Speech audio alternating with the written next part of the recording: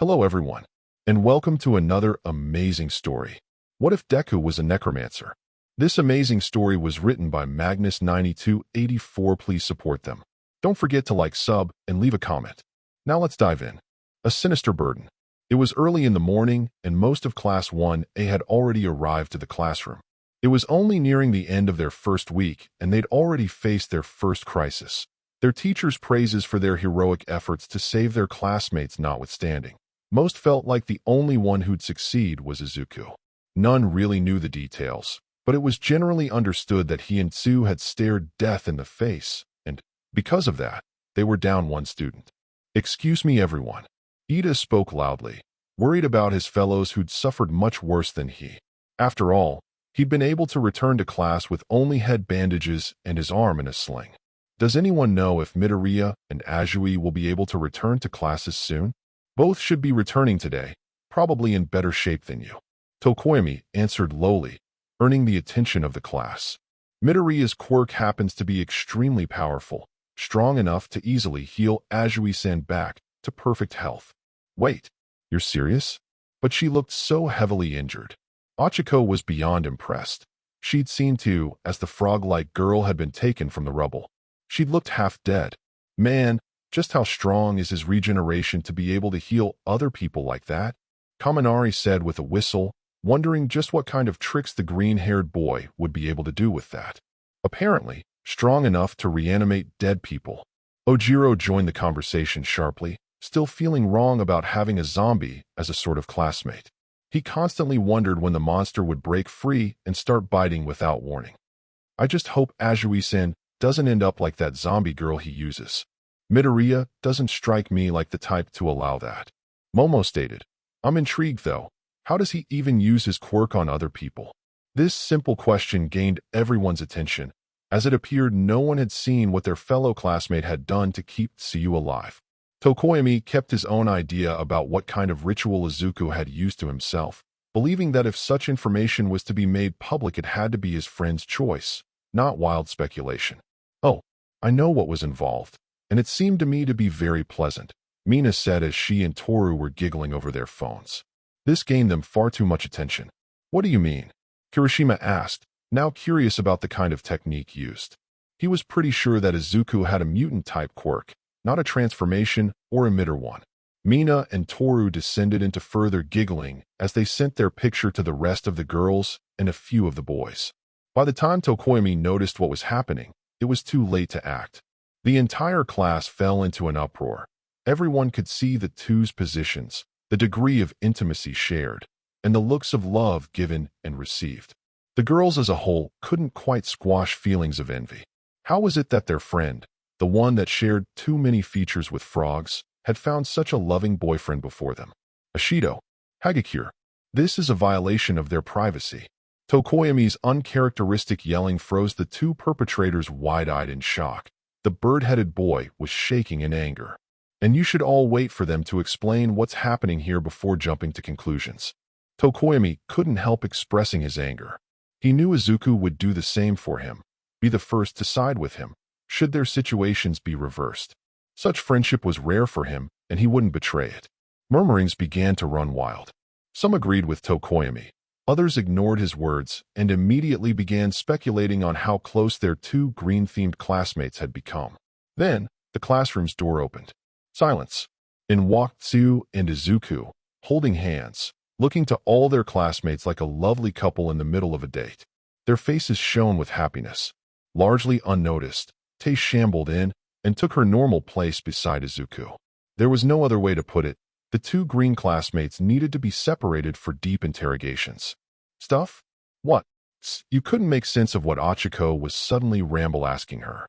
1 second she'd been next to Izuku, and the next all the other girls had surrounding her, making her uncomfortable as they threw in words like action and writing. I don't know what you're talking about. Izuku shouted as he was repeatedly asked for details regarding doing the dirty and smashing things. That's enough. Shota Aizawa, in true Eraserhead form, ordered as he entered his classroom. He didn't even have to raise his voice. So great was the utter terror his class experienced at his words and presence alone. He was beyond annoyed with the teens he called his students at the moment, unable to contain their curiosity like children. That being said, he supposed not allowing for any explanation of the green-haired boy's quirk would only lead to further annoyances. He might even be forced to yell, "Everyone sit down." Aizawa drawled, his orders met with hasty action. "Midoriya, please explain how your quirk works, but do it quick." There was absolute silence as Izuku stood up at his seat. No one really wanted to mess with their gruff teacher, especially now with the noticeable absence of a certain explosive blonde. "Yes, sir." "Ahem. Everyone, my quirk, that's name no doubt will have to be changed very soon, allows my blood to repair any organic structure it comes into contact with, providing that there are enough nutrients to do so," Izuku explained. "For myself, that means any damage or sicknesses are repaired nearly instantly. So far, in the case of others, it can be directed to repair wounds of a diverse degree and keep vital organs functioning regardless of blood loss." Izuku did his best to think of any and all information he needed to provide to best explain what little he knew about his capabilities. "I haven't been able to test my quirk's full capacities yet. For example, I don't know if it'll work at a distance, so it's very possible I need to remain in contact with a patient to prevent mishaps." Unbidden, many eyes flicked to Tsu. "I'm not a zombie," Tsu said clearly after noticing the eerie silence that had enveloped the classroom. She could tell that many of her classmates were pondering on the high risk taken in order to save her, though shy snorts and nervous laughter sprouting here and there assured her that they all took her remark as a good reminder. Izuku had succeeded, and there was no further danger for her. So, it was just you two taking precautions. Ochiko jumped to apologize first, hoping to avoid revealing the mature nature of her true thoughts. "Sorry for thinking stuffed about you. But, how does it work? If I get a paper cut, I get a hug?" Mina, wishing to grab a measure of revenge for her gunk-covered phone and deleted pictures, quickly moved to derail the situation. "No, not quite," Izuku replied honestly. "I had her drink my blood." The green-haired teen knew very well how this information would sound to his classmates, drastic and disgusting. Momo was the first he noticed to react, her sudden pallor and covered mouth a dead giveaway. She did her best to smother the retching sounds crawling up from her throat, most likely possible due to her already having suspected such an action had been involved. "That's so metal," Jiro burst, surprising all present. The enthusiastic shout gained her many stares. "The life force of humanity lies in the blood. It is only natural it be the currency used as payment for a life." Tokoyami added his 2 cents, raising a blush to Izuku's cheeks at the sign of support. Tokoyami nodded to himself, caught up in his thoughts. Midoriya's blood must then, of course, be especially valuable to have stayed death's hand and to bring back the dead. "Ah!" Tei's sudden groan had Izuku twist away from his interrogators and hurriedly bow to their homeroom teacher. The gruff man looked 2 parts annoyed, 1 part surprised. "I'm sorry for taking so long. We'll sit now." Izuku loudly apologized before collapsed into his seat. "Job done." Tei stood back as she always had. "Good. Now on to actual business," Aizawa instructed. "Let's start by addressing the fact that since the exercise was cancelled due to the incident, you all will need to resume and complete it."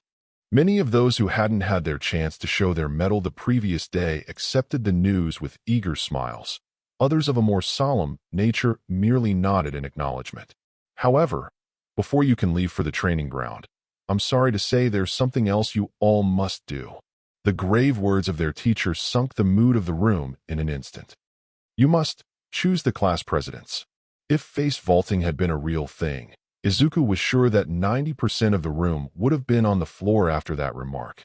Ignoring the antics of his class, Aizawa continued. "I don't care how you do it, just do it quickly." The man then turned his focus to the green teens of the room.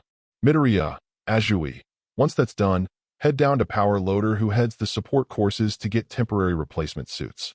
Our usual company that manufactures students' gear is taking too long to provide spares." 1 hour later, Izuku and T walked hand in hand once again as they headed to the school's support facilities, quietly discussing the results of A's president selections. After the initial cacophony had refused to die down, it was Ida who'd suggested a democratic election. When no other ideas were submitted, the election began. Much to his surprise, Izuku was voted in as vice president to Momo, who'd won the top seat by 1 vote. The green-haired teen was shocked. He'd voted for Momo himself, not really wanting the attention of either position. "You should have been the president, Karo," Tsu said to the still reeling Izuku, who looked both lost and proud at the same time. "You think so? I kinda think this is enough," Izuku replied as the two reached the entrance to the support classes. "Maybe next year, if I can do things properly." Izuku was coming to understand that Tsu had been one of his 2 votes. He suspected the steadfastly supportive Tokoimi had been his second. "Maybe, Karo, but I think you're qualified enough now as it is." Tsu praised her savior, honestly surprised when she discovered Izuku's rather large notebook filled with ideas of gadgets and plans he and Tae could use as heroes. "I mean, you've already got schematics for upgrades to your suits, and we've only had them for a day. That's not something many can achieve, Karo." "Oh, it's just kind of a hobby," Izuku replied, bashful in the face of the fact that he loved the positive attention. He wondered if he'd ever be able to tell the cute girl beside him that he actually liked her without endangering the friendship they'd built. A sudden groan from Tae caught both green-haired teens' attention. "He has a notebook entry about me? How?" Tsu's amazement at the revelation was tempered by her fear at the prospect. "It's not a big deal. I just started it," Izuku said dismissively, having hoped to hide the existence of the notebook for a little longer.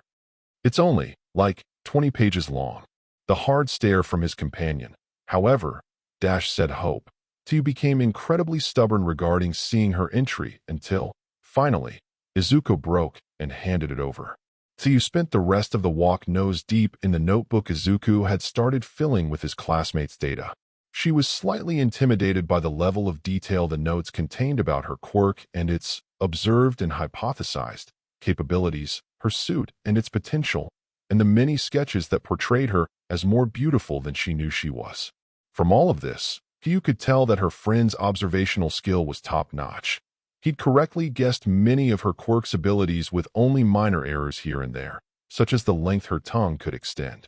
There were some side notes, like those postulating the toxins in her stomach could be weaponized, which were just plain wrong though. She had to admit, however, that she loved most of the suit upgrade ideas he'd proposed. Who'd have thought for her to use her own hair in her suit to boost the effectiveness of her meager camouflage ability? "This should be the place," Izuku said, coming to a stop before another of the school's massive doors. "Why is it steel-plated?" Tae stepped forward and pressed a button to the side that turned out to be a doorbell. Tsu looked to the zombie girl in confusion. She hadn't heard Izuku ask for her to do that. Less than a minute later, the steel door shuddered before opening, revealing a middle-aged man wearing a helmet reminiscent of a bulldozer's claw. "Power loader." Izuku was quick to beam at the famous hero. Tsu was quick as well, pinching his cheek to contain any chances of fanboying. "You must be the students that needed their suits repaired, eh? Come in." Power loader was quick to show his hospitality to the green-haired duo and the tall girl accompanying them. "Are they here? Can I see the zombie? Where's the zombie?"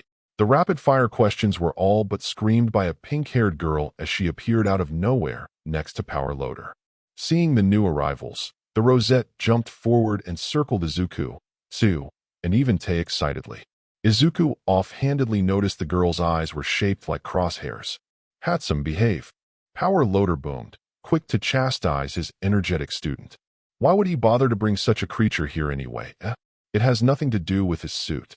"Actually," Izuku cut in, confused at the misunderstanding but unwilling to abuse it. He knew that Tae didn't appear like people expected, but that only made the revelation worse when the truth came out.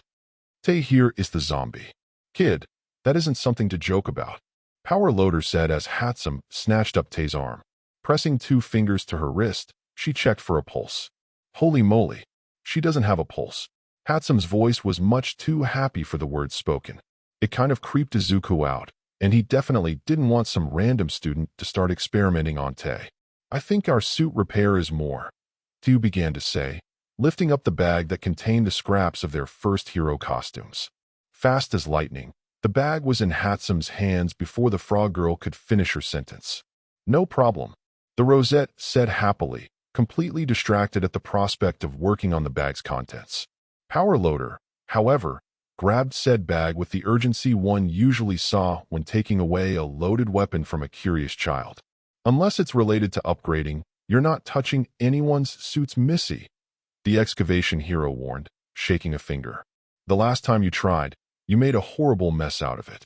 You're lucky the semester hadn't started yet, or I'd have failed you right there. Hatsum pouted at her mentor.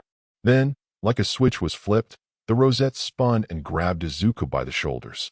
You wouldn't happen to have anything else, would you? Hatsum asked pleadingly, earning a giggle from Izuku. Anything. Maybe some schematics. Seeing the amused look Izuku was giving the rosette brought a frown to Tsuyu's face. She unexplainably had the sudden urge to put herself between Izuku and the new girl. As a matter of fact, Izuku trailed off as he brought out one of his notebooks. Immediately, a beaming Hatsum took the bound pages. It started slowly, but soon Izuku and Tsuyu began to get worried as the rosette's giggles rose to that of a mad woman's as she became absorbed by the notebook's contents. Before long, Power Loader waved the two away, reminding them that they'd be able to come back in 4 days for their suits. Setting out for the training area, Izuku couldn't help but spend the relatively quiet walk thinking about the body language he'd observed from Tsu. For some reason, it looked like she'd really gotten upset with the handsome girl. So, was there something you wanted to talk about regarding the girl we just met? Izuku finally asked, too curious to find out why his friend had been so standoffish. No, nothing at all, Karo. Tsuyu's reply came too quickly, too smoothly. The fact that she also avoided eye contact and sported a large frown only made Izuku's worry increase. Te suddenly groaned, earning attention. Jealous? Izuku asked, stopping in his tracks. His mind needed a moment to process this new information. That's not true, Tsuyu shouted back, embarrassed for being caught so easily by the undead girl. Jealous of what? Izuku asked. What could Tsuyu, who was beyond cute, had a powerful quirk, and the drive to get into the best hero school in Eastern Japan be jealous of? Speaking of, the girl in question shuffled in place, before the inquisitive eyes of her savior broke her restraint. She's got bigger. I mean, she's more feminine. Tsuyu mumbled, doing her best to avoid the real answer to the question. She hoped a superficial answer would satisfy Izuku, pointing first to her chest, then her face. The green teen immediately came to the wrong conclusion, but his reaction still fit appropriately.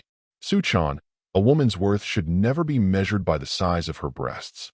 Izuku began with a straight face, before it bloomed into a sweet smile. Besides, I think the cuteness of your face is better than hers anyway. Tsuyu felt her heart do a flip. Subtly, the frog girl pressed a hand against her chest, willing the wily organ to behave. And, I mean, it's not like we're dating, Izuku finished. You shouldn't bother yourself with what I might think. Tsuyu was reeling. She completely forgot. They weren't dating. They weren't even a couple yet. Why, yeah, you're right. Tsuyu said. How silly of me, Karo. Thoughts, a million thoughts sped through Tsuyu's mind in an instant. How could she get Izuku to take the first step in making whatever they were official? Did she really want that? She was surprised to hear the answer blare in her mind. Yes, I didn't know we could get coffee on campus. Izuku's excited shout broke Tsuyu from her thoughts. Now I really want one. Oh well. Desire for coffee gone as quickly as it came. Izuku had taken only 3 steps before he heard the telltale sound of a vending machine expending a beverage. What? Here, Tsuyu said, pushing the newly acquired coffee into his hands. Stopping, Izuku turned and stared at the frog girl's red eyes. Suchan, why did you do that?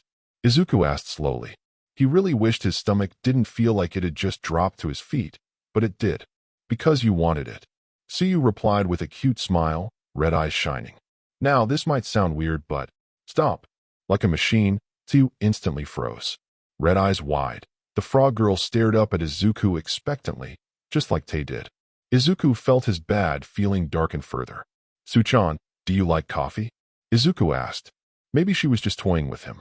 He didn't know if he could bear it if he'd hurt his friend like he was beginning to suspect he had. No, I actually find it revolting, Karo. Tsuyu replied, a childhood memory of accidentally taking a sip of her father's morning coffee blinking before her mind's eye. She'd regretted that mistake for the rest of the day, as had her stomach. Suchan, drink this coffee. Izuku ordered. He watched in absolute horror as Tsuyu grabbed the can back, opened it, and downed the drink in one go. What? Tsuyu asked, now confused. Why was her savior crying? Su-chan, I'm sorry. I'm so sorry. Izuku collapsed to his knees as he sobbed his apology. Tsuyu's confusion deepened. She couldn't understand what was making him so sad.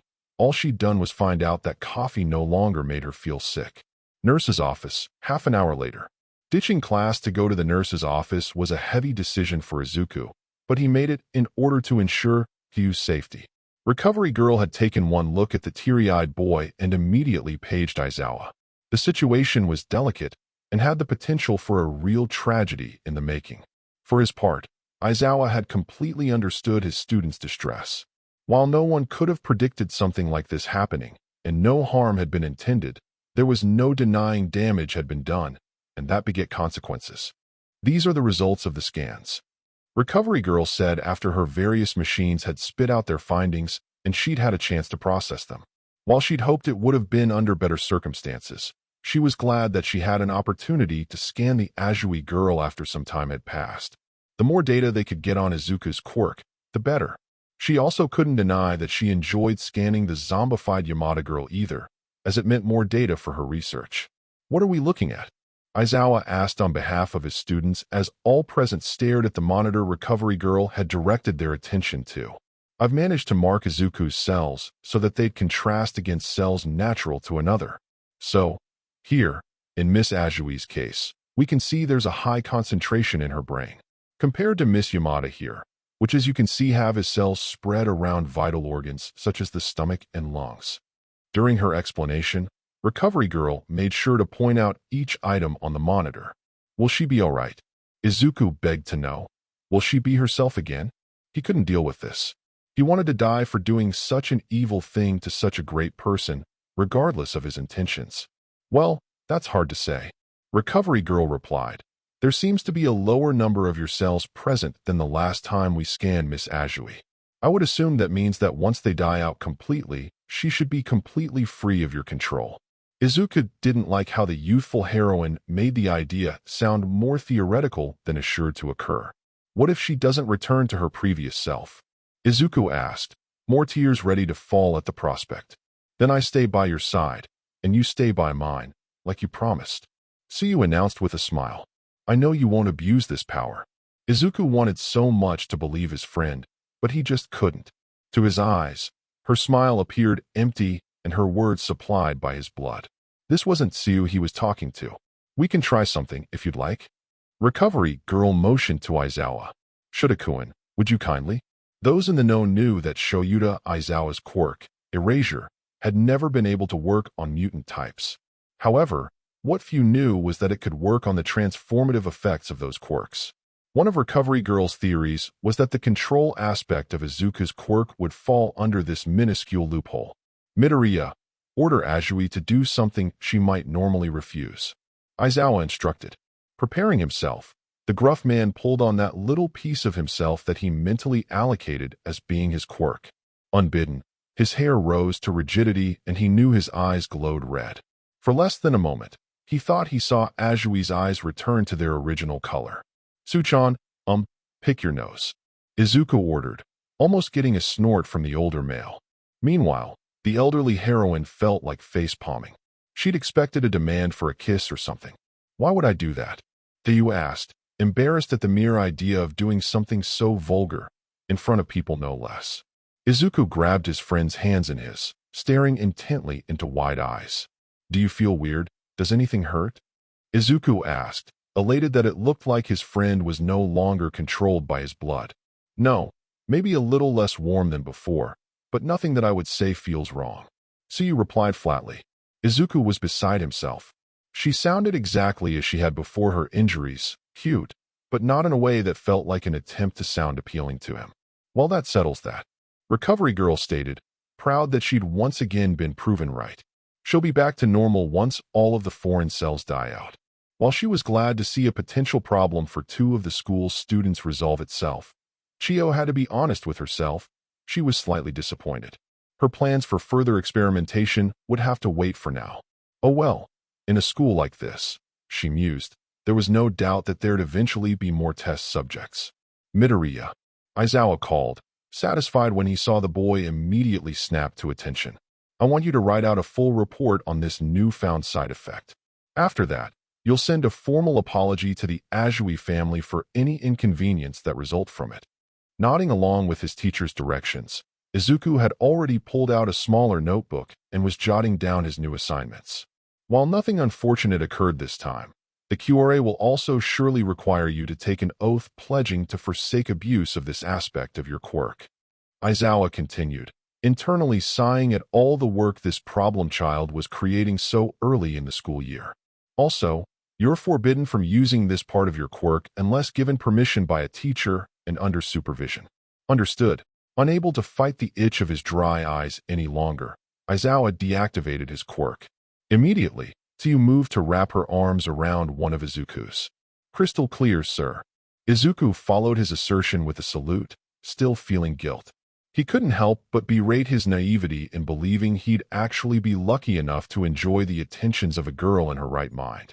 Before you all go, there's another test I need to run. Recovery girl requested. I would like Shudakuen to use his quirk on Miss Yamada. Surprise, dread, these emotions and more filtered through the room at the nurse's proposal. Izuku provided most of the dread, since it was entirely possible Tei was about to drop dead for good, and half his hero potential would be lost in an instant.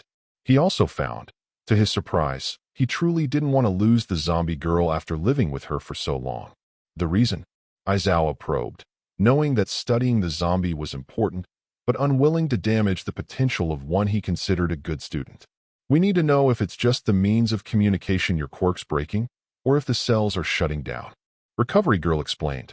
If it's the former, Midoriya here needs to develop a way to handle possible quirk interrupters. If it's the latter, we might be able to accelerate Azui's recovery. I understand, Izuku said, knowing that no matter how much it might hurt him, this needed to be done. Hey, Aizawa-sensei is going to use his quirk now. There's a chance it might make you go to sleep. If you don't want to wake up again, that's okay. If being free makes you happy, you don't have to wake up. Recovery girl watched the almost grieving boy in confusion. Did he really feel so connected to a corpse? Are you done? Aizawa asked, making use of his years of underground hero work to pull off a cold-sounding tone. He might be worried about the possible ramifications that this might bring, but he also had a reputation to uphold. He couldn't believe he just thought that. Wordlessly, Izuku nodded, taking a handful of steps back. Taking a breath, Aizawa stared intently at the zombie girl. If he looked hard enough, would he find any traces of her former humanity? Pushing the pointless thought aside, he activated his quirk. Tei didn't drop dead. In fact, she stood completely still, proving that she was capable of standing and wait without any outside stimuli from Izuku. Then, those still among the living noticed the growling. Aizawa only had a moment to decipher the look of absolute hatred being directed at him before the zombie girl launched herself at him with a speed that belied her form. If the gruff teacher's scream was drowned out by the growling snarls of the berserking zombie girl as he was tackled to the ground. Aizawa could have sworn he was being mauled by a grizzly bear and not a young girl. He tried to raise an arm in defense, but it was swiftly grabbed and snapped like a twig in the face of the undead girl's ire. The sudden shock of the pain caused his quirk to deactivate. Less than 5 seconds had passed. Finally snapping out of his own shock, Izuku jumped into action to stop the frenzied zombie. Tei, stop! Instantly, the zombie girl ceased all aggressive movement. In the blink of an eye, she had returned to her cute-faced, adorable demeanor. Stepping over Aizawa, Tei moved toward Izuku, likely awaiting her next command. Sensei, are you alright? Izuku asked, full of worry. If he hadn't feared expulsion before, it was definitely a huge concern now.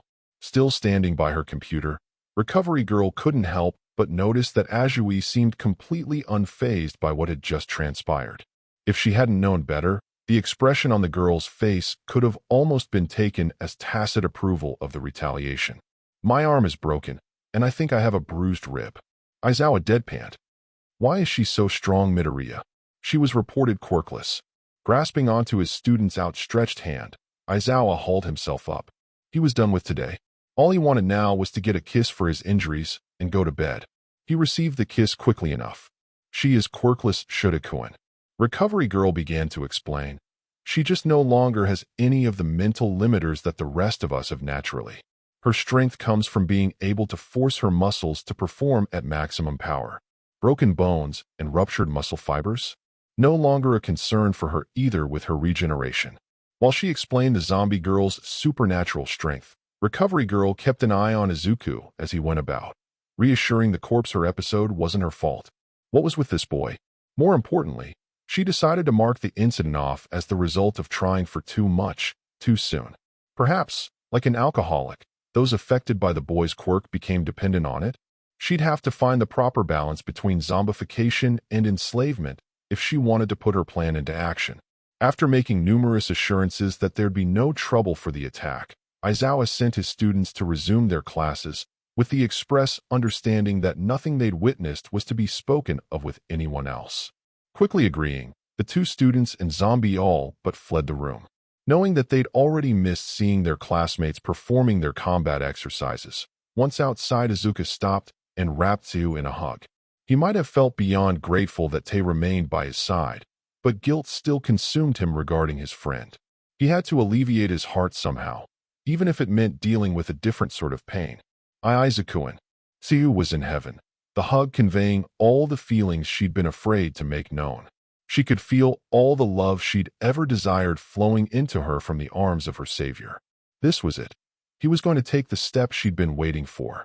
I like you, Tsu-chan, I really do. Izuku started. He had to stop, though, to swallow down his treacherous heart. Nothing would make me happier than to skip the rest of school today and go out on a date with you. Tsuyu could die happy now, especially when she knew her savior would just bring her back. He'd said it. He wanted to date her. But to do that, Izuku continued, causing Tsuyu to frown and worry. I need you to be yourself. To be free of any outside control. No. Why was he saying this? Tsuyu couldn't understand. Where was he going with this? That's why I'm giving you this one, irrevocable order. Izuku said with a heavy heart. Tsuyu didn't like the tears that were building in her savior's eyes. From this moment on, and until you can freely disobey me, you are forbidden from touching me. Izuku fought through the tearing of his heart to give the order. He wished his blood was weak enough for the frog girl to instantly disobey him. Hell, he'd even take a few hours, but he knew it was useless to hope for such. Carol, Tsuyu stumbled back in surprise, which only compounded when she found herself loosening her grip on Izuku's arm. Desperately, she tried to tighten her grip, but her body betrayed her.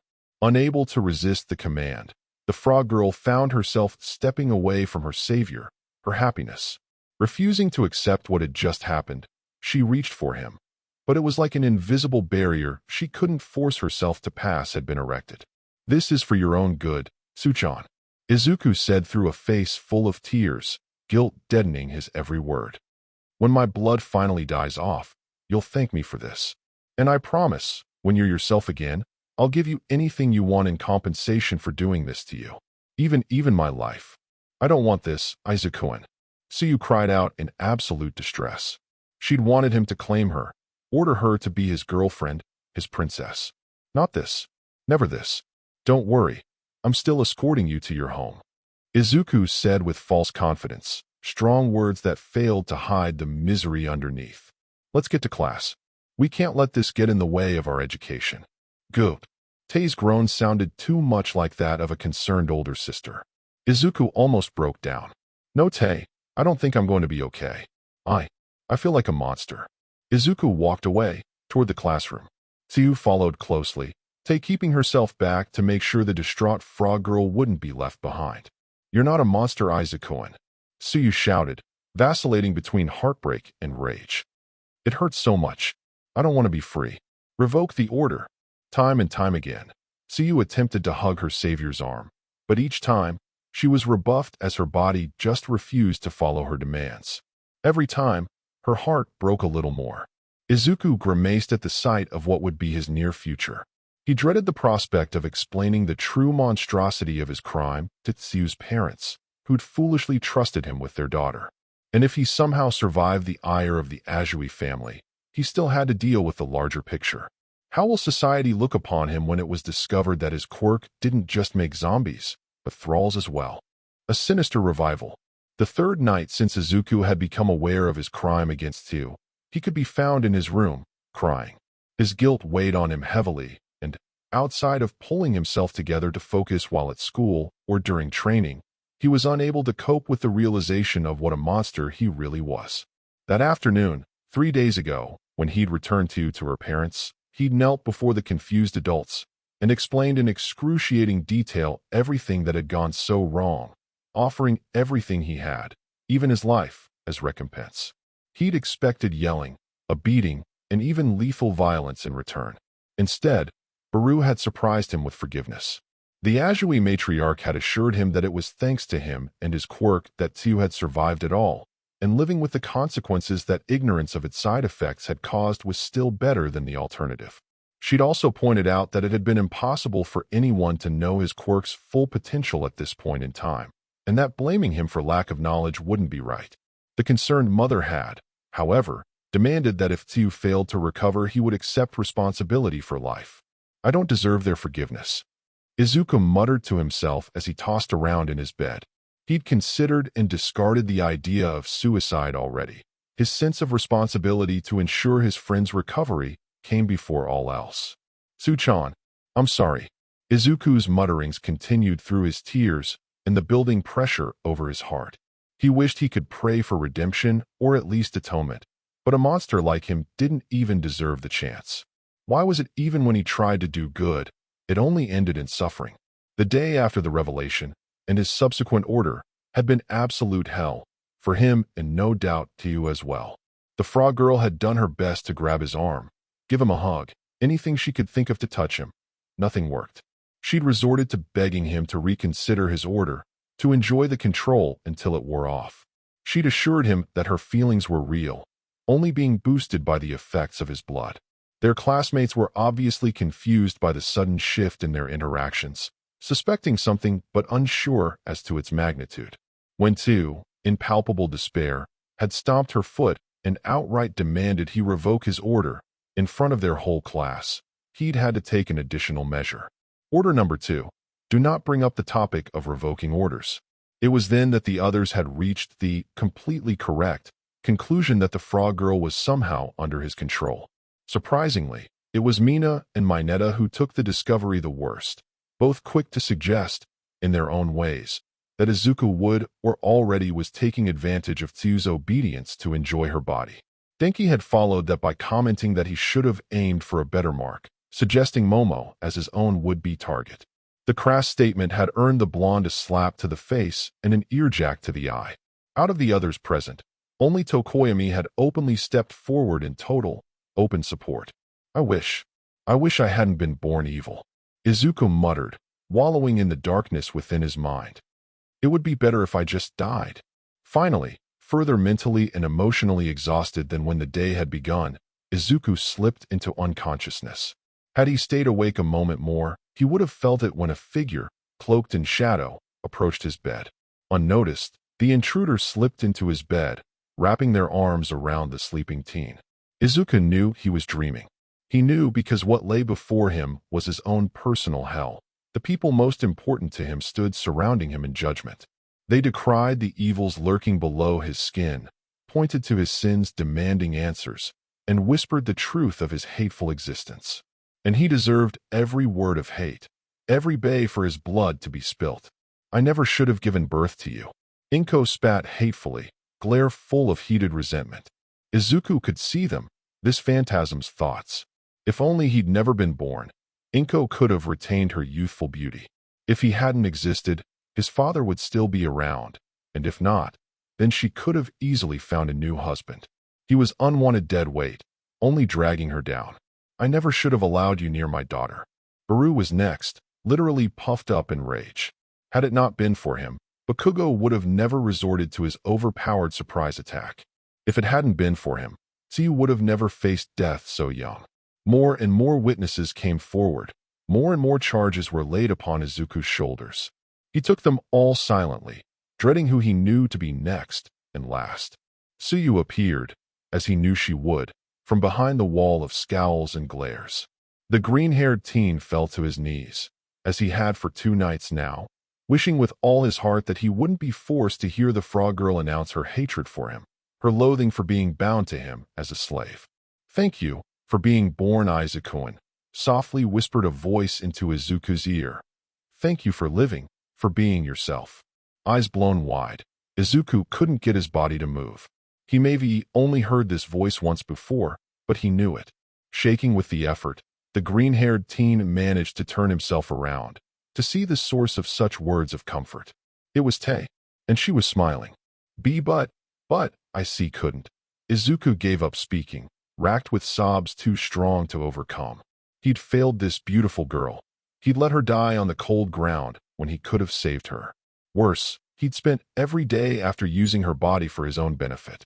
Perhaps not as wickedly as those before him, but he was evil for it just the same. "But you did," Tei chirped, looking extremely pleased with herself. "You saved something more important than my life, my soul." The undead girl, who Izuku now noticed appeared decidedly less undead than usual, looped her arms around him in a warm hug. "All Might and all those other heroes might have been able to stop those bullets, even lead me to safety," Tei continued. "But you did something they'd never have been able to do. You restored my faith in humanity. You saw me as someone worth saving. And that made me clean." Pulling back slightly, Izuku saw the natural pale skin of Tei's face reddened by smiling tears. The undead girl spoke in a warm tone, full of support and love. It almost reminded him of his mother. "Aren't you angry with me? I use your body." Izuku shouted his question, a long-held guilt overflowing. "You could rest in peace if I wasn't such a goddamned coward." This was it. Izuku knew he might never again have a chance to ask the Ravenette what she wanted. Dream or not, he had to take this opportunity. The look he received, however, perplexed him. "Why would I ever hate you?" Tei asked, laughing quietly. "You're allowing me to fulfill one of my own dreams, you know?" Had he heard that right? Izuku knew he was dreaming, but this was pushing even the limits of his beliefs. "When I was a little girl, I wanted nothing more than to be a hero," Tei said, locking eyes with the teen in her arms. "I wanted to be strong, defend the weak. But I was born quirkless, the epitome of weak and powerless." The Ravenette slid her hands to cup Izuku's face, a tender look settling on her own. "But then you came, and suddenly I have the strength to defeat someone as strong as Eraserhead. A real dream come true." Izuku was beyond reeling. What was this feeling building up in his chest? Had he really helped someone else reach their dream? Or was he going crazy? Do you think Tsuchan will ever forgive me?" That was the question to end all questions. Izuku knew that the frog girl's acceptance meant more than anyone else's he could think of, save maybe his mother's. "Maybe ask her yourself?" Tei shot back, playfully turning Izuku's face to the crowd behind them. Confused, the green-haired teen offered no resistance. Now about-faced, Izuku looked back at his jury once more. Standing at the fore was Tsu. The frog girl stared back, the biggest, most pure smile Izuku had ever seen on her face. Then he woke up. Later that morning, now the fourth day, Izuku and Tei, with Tsu slightly behind, arrived at Yue's entrance with little pomp or circumstance. The morning had been strange, at least for the single male of the trio, and he wasn't quite sure how to feel about it. First, he'd woken up in the protective embrace of Tei. Somehow she'd crawled into his bed during the night, without waking him up, and wrapped herself around him. Then, when he'd arrived at the Azui household, Tsu had received him without a word. For the entire trip, she'd avoided looking at him, sitting in silence. It had been unsettling. "Ayano, Tsuchan." Izuku wasn't sure how to begin asking his friend if she were fine or upset. If she were going through some kind of pain, like withdrawal from his blood. "Are you okay?" Suddenly a finger was poking his cheek. It was rather forceful. "You?" "Oh, me." The words, though not as harsh as he'd expected, were the most heavenly sound Izuku had heard in 4 days. Then he realized he had a finger touching his face. "Tsuchan, you're free." Pure elation was all Izuku could feel, the emotion thrumming through every fiber of his being. He hardly noticed the finger that poked him in the face a second time. "You owe me, Karo," Tsu repeated, poking the male before her in the cheek a third time. It did nothing to erase the idiotic smile that was blinding her. "Are you ready to pay?" "Anything. Anything you want," Izuku cried, all smiles and teary eyes. "Just ask and it's yours." "Well," Tsu paused. batting down the butterflies in her stomach. I'll think about your punishment later. For now, I need you to understand I don't hate you, Karo. Seeing an objection coming, Tsu poked Izuku a fourth time. I don't hate you, or resent you, or fear you. Knowing the poor boy before her had just gone through a severe crisis, mothers talked amongst themselves after all. Tsu pushed forward, determined to get her message through. You did everything to save me. Without you, I'd be dead. So, thank you, Karo. Thank you, you don't know. Izuku began to break, speaking his gratitude between sobs. Tsu couldn't bear to watch. She hated making a scene. Don't be weird, Izuku, Tsu said with a straight face. Seeing her companion wipe his face to look at her, she tried for a more menacing stare. Stop crying. And remember, you owe me. I'm going to be ordering you around for a long time, Karo. Her best attempt to be stern did nothing to erase Izuku's smile or tears of happiness. Tei's groan caught Tsu's attention.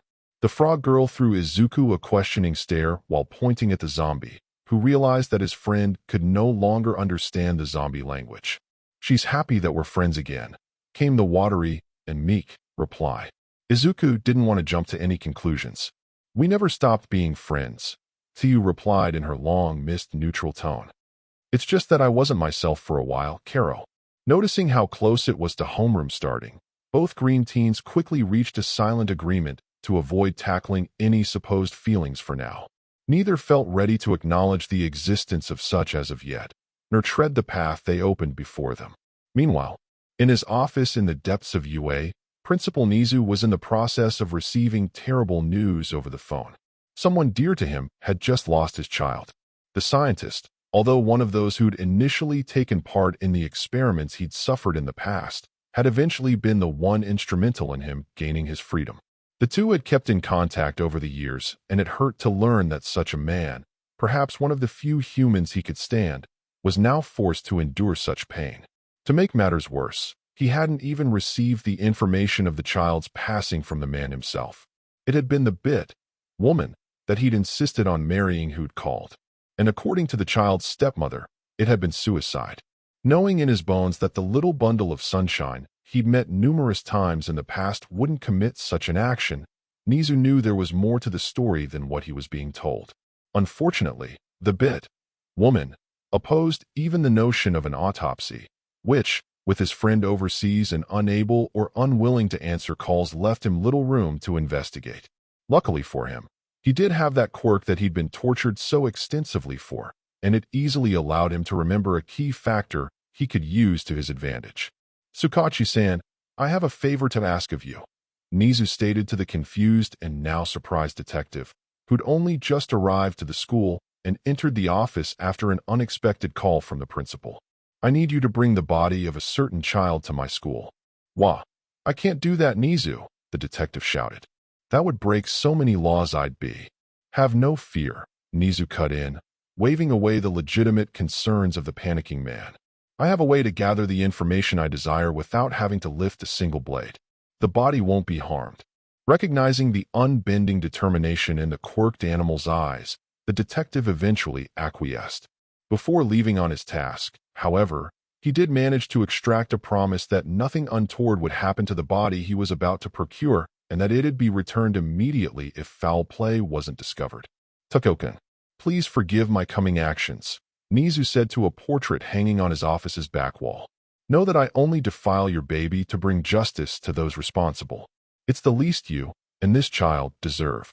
Staring up at the portrait, Nizu reminisced on the time portrayed, when a younger him would ride the shoulders of a giant without care, while the colossal man cradled a tiny baby in his massive hands.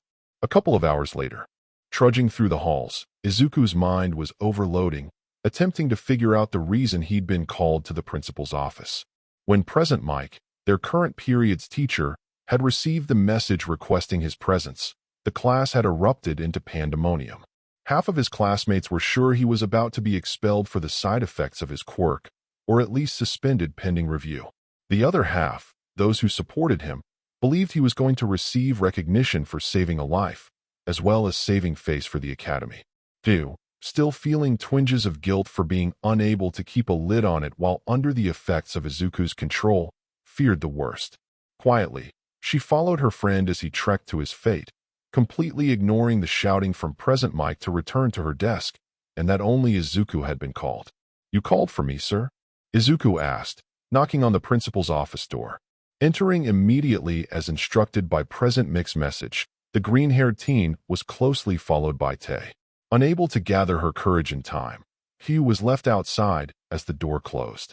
Cursing her indecision, the frog girl swore she'd enter should she hear things escalate. "Midoriya-kun, thank you for being so prompt." Nizu greeted lightly while standing on his desk. "Please meet Detective Tsukachi. He's our contact of choice when working with the police department and the head of their CSI division." "Tsukachi, this here is Izuku Midoriya, the student I've told you about." As introductions were given and hands shaken, Izuku idly noticed the plain appearance of the tall, black-haired man. He looked completely unremarkable, a trait he could empathize with. The older man did rock a trench coat that added a flare of mystique to him, though.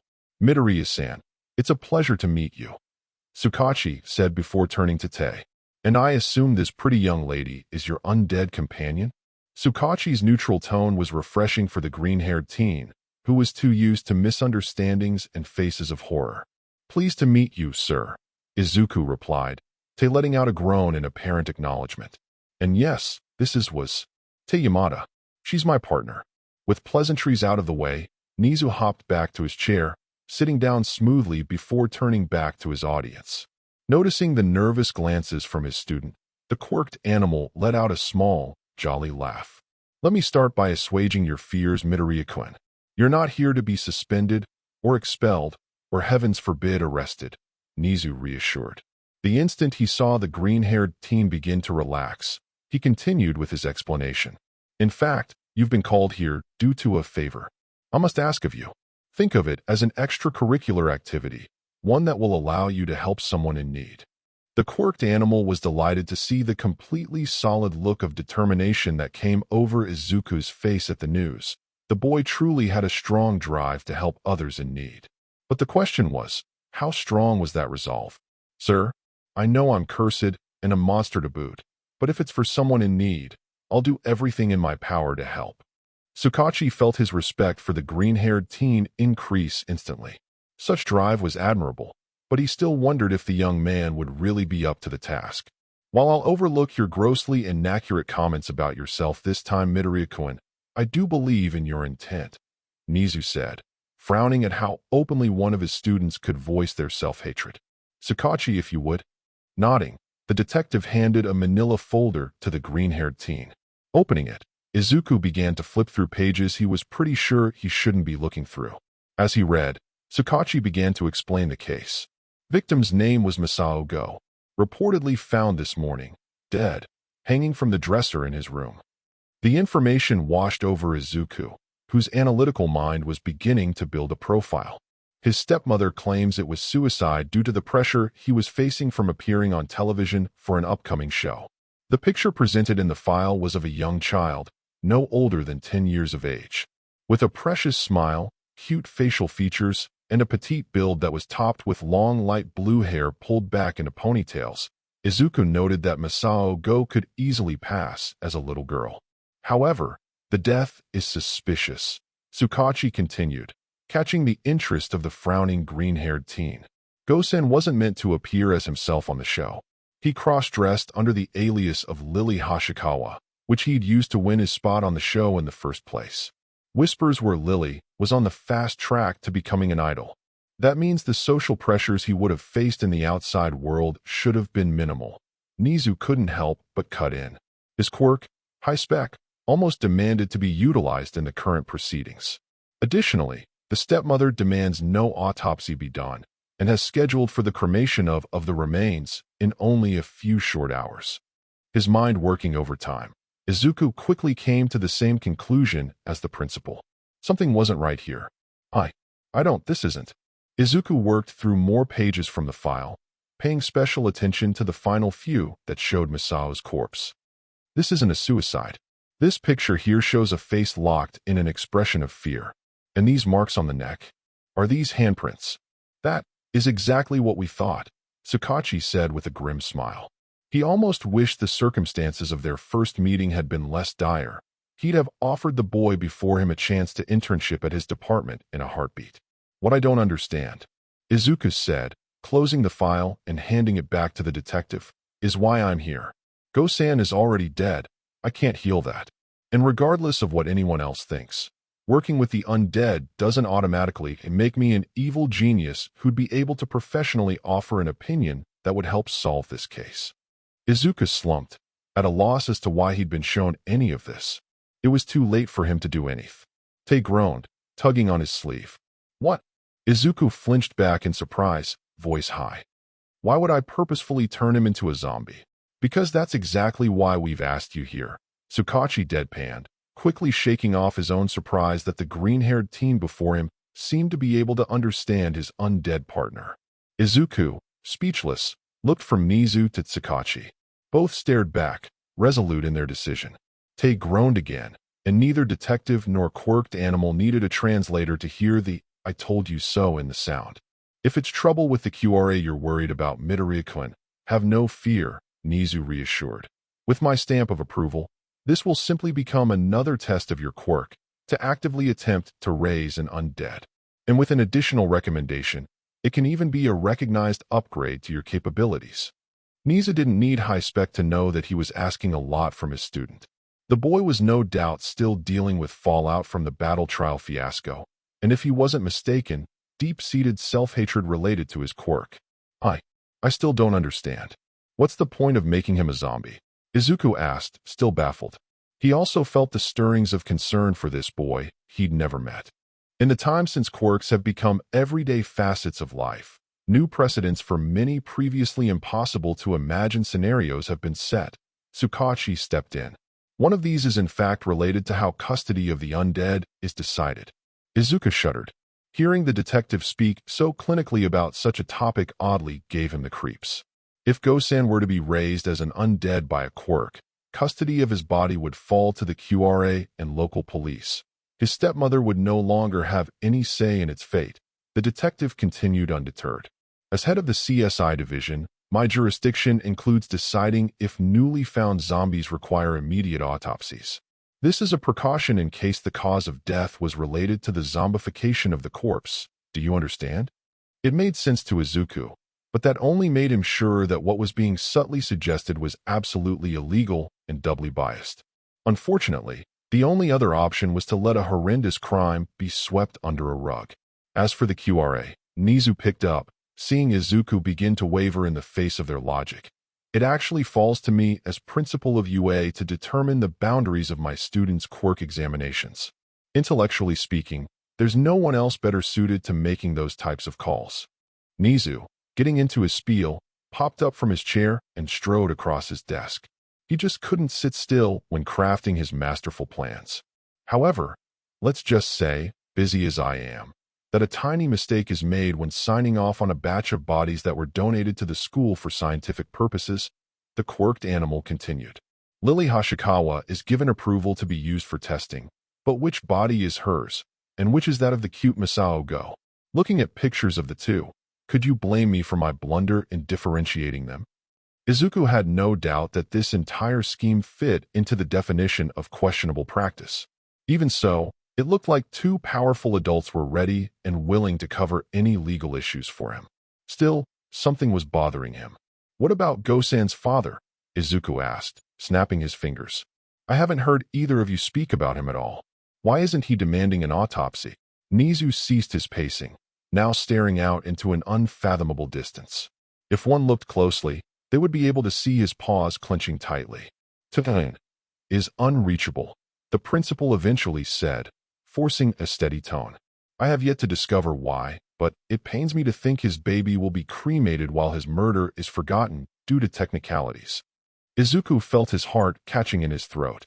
He didn't know the principal too well, but to see such a vaunted adult react so strongly. I'll do it, Izuku said, coming to his decision. But under two indisputable conditions. The steel in the green-haired boy's voice caught the adults by surprise. Collecting themselves, the detective and principal nodded, accepting the deal without question.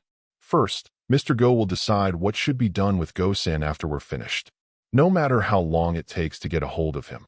Izuku said firmly, unwilling to even consider his terms going unmet. Secondly, I want Yamada's case reopened, just like Go-san's almost was. Her murder was glossed over while the police were busy chasing dead ends. I want her murderer brought to justice so she can rest in peace. To himself, Izuku added an unspoken ambition. He wanted any other girls who'd be suffering wherever Tei did to have a chance at being set free. You're a special one, Izuku Midoriya, Sakachi said. Nodding to Nizu, the detective stuck out a hand to the green-haired teen. We accept your terms. The two shook hands, both happy with the outcome. Now, let's get to Recovery Girl, Sakachi said, feeling somewhat bad that they were asking so much for so little. We really don't have much time to do this. Unfortunately for the detective's sense of urgency, the trio didn't even get 2 steps outside the office before encountering their first obstacle. An extremely worried Ajui. Able to mentally multitask thanks to his quirk, Nizu took a second to make a mental note regarding the bonds of friendship the promising student standing next to him was already forging. He found a fulfilling delight in witnessing the green-haired teen's utter lack of concern for things such as social status or quirk hierarchy. He would not have been surprised if someone else in Midoriya's situation had tried for another student with higher status, such as the Yayarosa girl who'd been admitted through a recommendation, but here was proof of the opposite having occurred. Izuku, Izuku-san, is everything all right? Tsuyu asked in obvious worry. Izuku couldn't help the smile that pulled at him. Seeing the frog girl's completely normal, beautiful black eyes let him know that her worry was genuine. Everything's fine. It's just that the detective here needs help from someone with a quirk like mine, Izuku reassured. You should get back to class soon. Keep Tokoyami from going off on Mina again. Nizu had been the principal of UA for years now, and he wasn't fooled for a second witnessing the interaction between the 2 green teens before him. If Midoriya hadn't just sounded like a caring boyfriend, he'd reveal just what kind of animal he was. And had Ajui almost used an endearing nickname for the boy? Tsuyu nodded at Izuku's words, reluctantly turning to leave. Catching the eye of the man in the trench coat, she stared unblinkingly at him. She was going to memorize his face should something happen to her friend, just in case. Besides, he still owed her. The trek to Recovery Girl's office passed in relative silence. Sakachi eyed Tei whenever the zombie girl let out a groan. Izuku thought over as many possible problems that could come from participating in this ploy. Nizu focused on how close they were to taking a step toward helping his old friend's child find justice. Nurse's office. Ah, so they managed to convince you. Recovery Girl greeted as the quartet entered. She chuckled at a stray thought. With as much time as you're beginning to spend here, people will begin to think you like hospital work. Tei, the last one to enter, closed the door behind her, completely ignoring the sign that declared the office temporarily closed. Izuku, grateful for an attempt at banter to relax the tense situation, ruefully scratched the back of his head. Yeah, no, the green-haired teen replied. I'm sorry, but I don't think I'll ever like hospitals. Is everything ready? Nizu asked, standing as close to the room's single large window as possible, determined to fight for justice or not. The quirked animal knew if he had to get any closer to Recovery Girl's examination tables, his PTSD would likely be set off. Midoriya wasn't the only one who hated hospitals. Of course, and as unfortunate as the need for it has been over the years, I'm still qualified to act as a coroner in situations like this, Recovery Girl said, happily pulling out some last-minute pieces of equipment. Go-san is on the table behind the curtain here, and I've got my cameras all ready to record. No cameras. The shout came 3 times over, shocking the elderly heroine. She'd learned enough about Midoriya to anticipate his reticence, but Nizu or Sakachi's? What? Why ever not? Recovery Girl questioned, unsure as to what was happening. There is a great deal that is about to happen in this room, Nizu answered, eyeing his school's nurse. And much of it will not leave it. If you must, think of it as a personal favor. Fine, Recovery Girl conceded, laying the cameras she'd been holding on a nearby desk. However, you will be allowing me to record this event the next time. Next time? Izuku asked, distraught. He didn't like the pro-heroine's tone at all. I had hoped to be able to discuss this later, Midoriya-kun, but the short of it is that the QRA has allowed for you to create more zombies so long as it's under our supervision. Nizu quickly filled in, hoping to lose as little time as possible.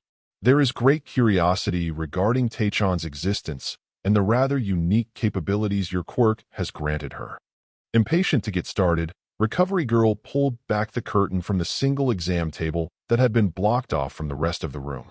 Izuku was quick to notice the body revealed, its face frozen in heartbreaking pain and fear.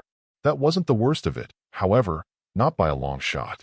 The body of Masao Go was littered with marks, bruises of all colors and sizes. Seeing it in person, it was obvious the history of the boy was a dark one. He'd been the victim of a terrible crime. Taking it in, Izuku felt his determination catch fire. He was going to do everything in his power to find justice for this tragedy. Getting closer, the green-haired teen noticed, to his dread, a smell he wished wasn't so familiar. Tei's low growl only confirmed his fear. The threatening sound also caused Tsukachi and Recovery Girl to step back in fright. "I need a syringe, 10 milliliters," Izuku said, now standing by over the naked body. "And clothes. He'll need some clothes."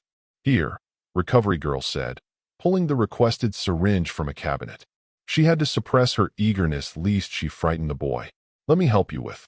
"I'll do it myself." Izuku cut the pro-heroine off, grabbing the syringe from her hands. The teen's sudden coldness was disturbing to those present, but the now growling Tei, whose glare directed at Recovery Girl spoke of distrust to the extreme, quieted any thoughts of complaining. Tsukachi had seen a lot during his tenure upholding the law, but even he had to admit to himself that seeing a high schooler plunge a needle into his own arm, with practiced ease no less, without flinching, unsettled him. To his experienced eye, it appeared like Midoriya had done such an action before, hundreds of times. And not only to himself, it seemed, for without pausing, the teen took the now full syringe, found a vein on the corpse's arm, and started injecting his blood into it. "Now go in deep, and travel far. Restore this broken avatar," Izuku intoned. In righteous fury, justice sought. Let not the truth be left to rot. The watching adults were unsure of how to react to seeing the green-haired teen before them, chanting, as he repeated the process of injecting his blood into the corpse of Masao Go 3 more times. Noticing she was standing behind her 2 enraptured peers, Recovery Girl stealthily activated her cameras. She wouldn't be denied the opportunity to properly study the zombification process in action. When the final injection was completed, Izuku stood back, limiting his actions to staring at the body and lowly muttering at it to rise. There was nothing else to do now but wait. A minute passed, no movement. 2 more minutes passed. Masao Go was still as unmoving in death as ever. After 7 more minutes of nothing, Tsukachi decided that their attempt had been a failure. He hated to say it, but it looked like Midoriya's quirk must have had a fluke, and there'd be no justice for the child. Just as the detective had taken the sheet that had covered Masao Go's corpse to recover its face, the body shuddered. Suddenly, glowing red eyes snapped open. Tsukachi jumped back in surprise. In a move seen in any cult classic horror movie, the corpse sat straight up. Slowly, the newly reanimated zombie turned its gaze around the room, opened its mouth, and, "Pappy?" the zombified Masao asked, clearly disoriented and scared. "Where's Pappy?" What?" Izuku gasped, more disoriented than the kid on the table. How is? What? The unexpected development struck the adults in the room slightly differently.